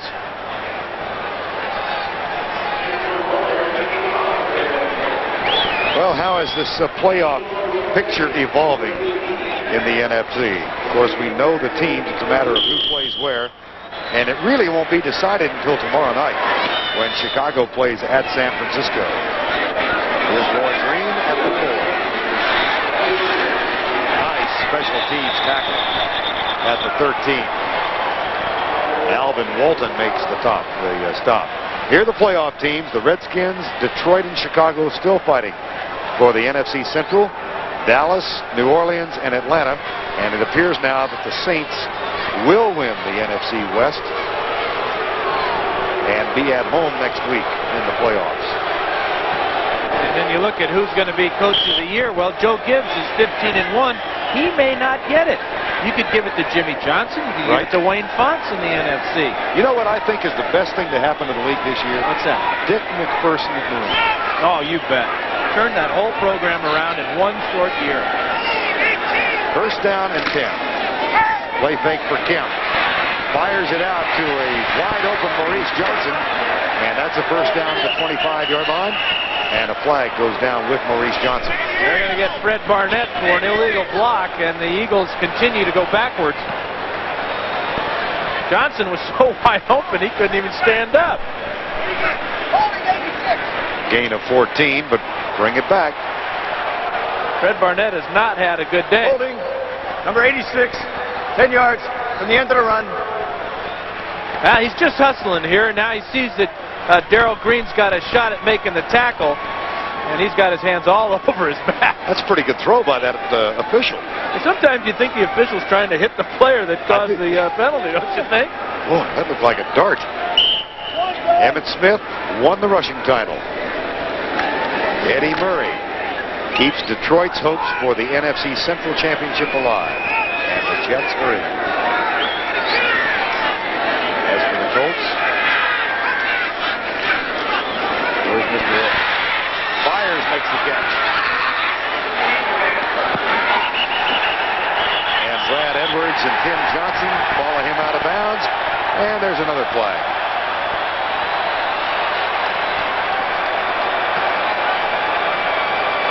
Why do you want to go and treat me that way?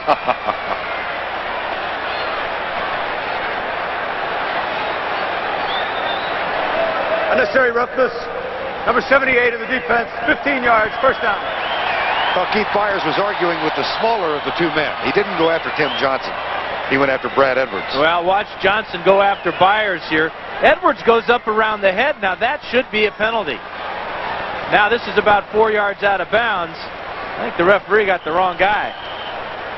Here's the pressure on Jeff Kemp.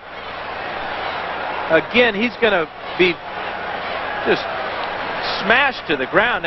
When you hit the back of your head on this artificial turf and on a cold day like today, that is really hard. First down and 10 after the penalty at the 35. Kemp. Incomplete.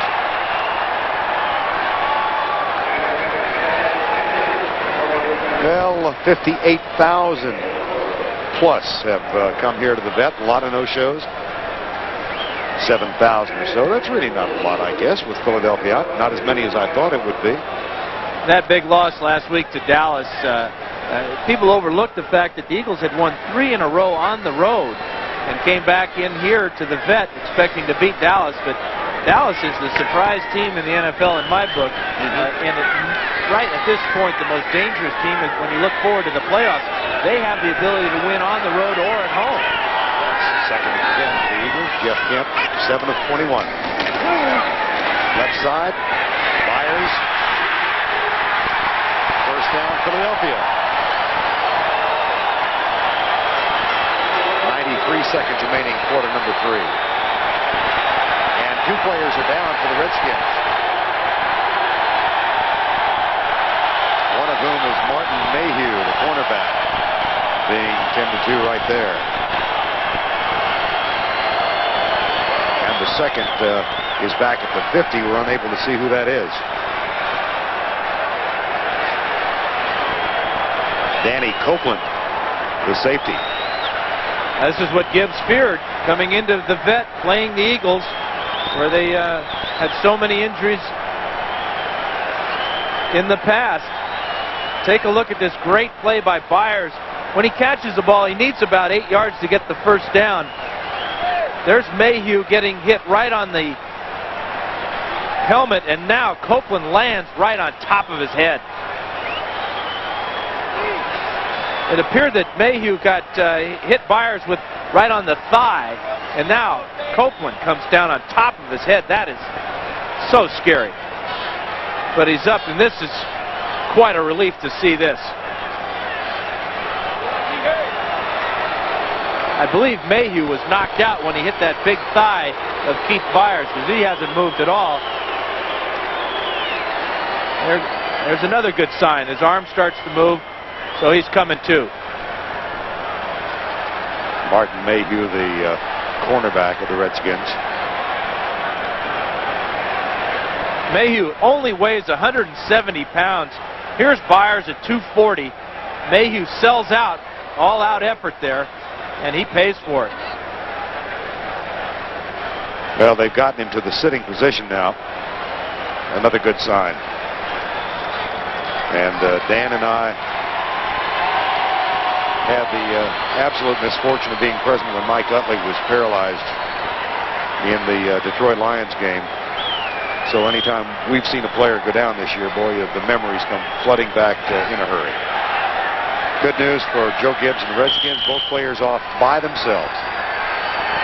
Absolutely great news. First down and 10 at the 47-yard line. But I guarantee you, Mayhew will not see the field again today. Nope. Alvin Walton has come in, and A.J. Johnson as their substitutes. Kemp back. Under pressure goes for Byers, who pulled up. And the pass incomplete downfield. And Kemp, where he has spent most of the afternoon. Jason Buck got him this time. He's really taken a beating. Only been sacked twice, but he's been knocked down at least 10 times. 59 yards total, 1 interception, only 2 sacks. But how many hits just as he released the ball?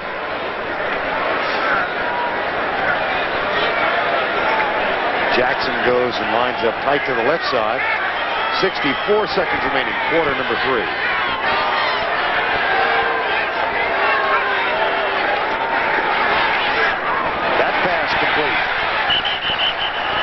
Calvin Williams hangs on to it at the Redskin 44-yard line in front of Anthony Johnson.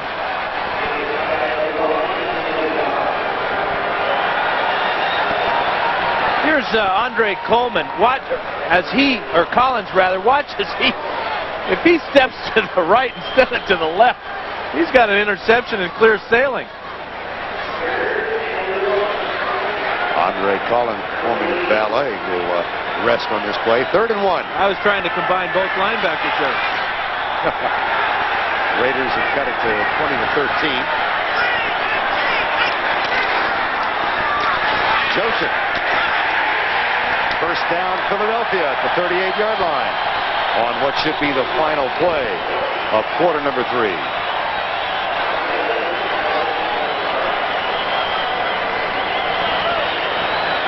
That's the end of the 3rd quarter with our score. The Washington Redskins 19, Philadelphia 7. Our coverage continues after this message from your local station. You're watching the NFL on CBS. This is... That was not eggnog. He was pouring into that cup. That was eggnog light. Final quarter, Vern Lundquist and Dan Fouts from Veterans Stadium. First down and 10, Eagles. They trail by 12. That one is tipped and incomplete, intended for Keith Jackson.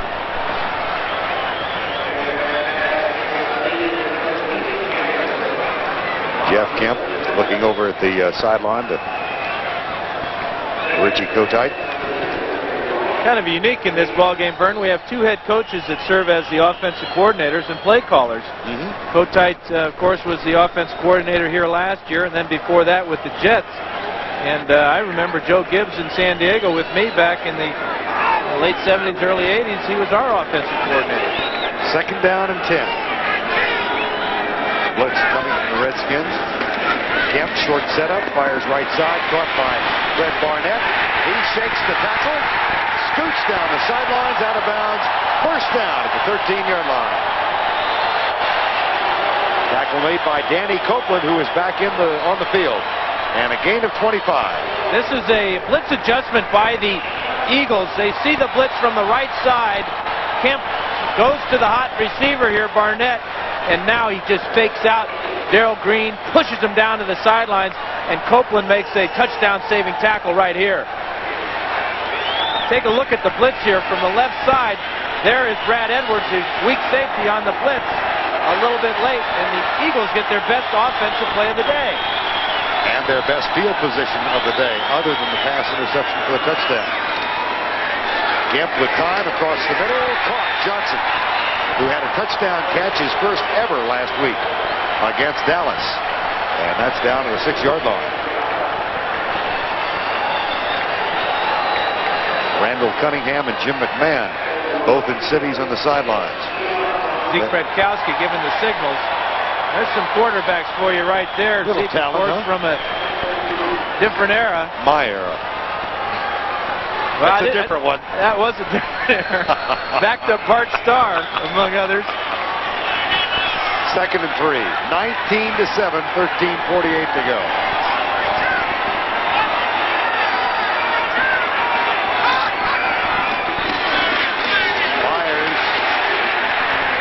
Charges inside the 5 to the 3, and that's enough for a first down. And Keith Byers urging the crowd on. Well, as I told you, it was Byers and Jackson and I had the conversation about the crowd yesterday. And they're trying to get them stirred up. We talked about how anemic the Eagle rushing attack has been this year. Byers is the only running back on the Eagles with an average of better than 3.2 yards a carry, averaging right around 4 yards. Got to find a way to get him the ball more often. First and goal. Play fake. Kemp. Incomplete. They do rule he was going forward with his arm. Not a fumble. Eric Williams with the pressure.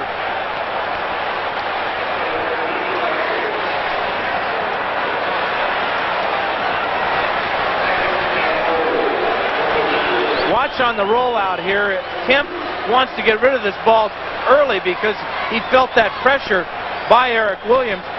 But when he looked up, he had no receiver. That's why he tried to hold on to that ball, and that's why it slipped out of his hand. Second and goal.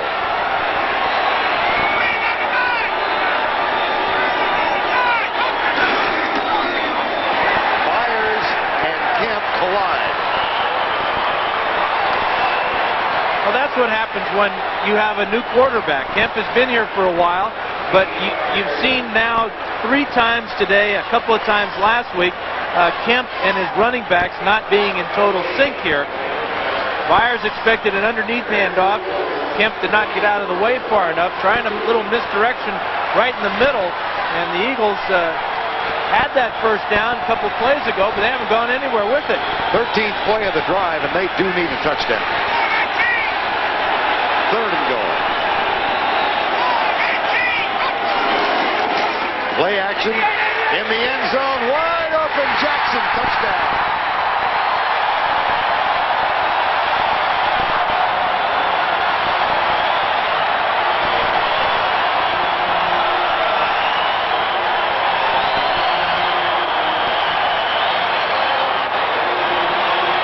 It's been a modest year for the All-Pro tight end. That's only his 5th touchdown catch of the season.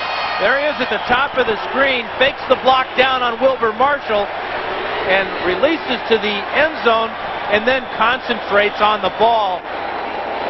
Gets his feet down for the touchdown. Roger Ruzek for the extra point. Most impressive drive of the night for the Philadelphia Eagles, culminated in a 2-yard touchdown toss. Jeff Kemp, KJ, 1914. The 74-yard interception return for the first Philadelphia touchdown. Low Miller 4 field goals. Washington has had the ball 10 minutes longer than the Eagles, but they just kept it for 5 minutes and 41 seconds, went 87 yards in 13 plays, and got their first offensive touchdown of the day. Now Ruzek will kick off.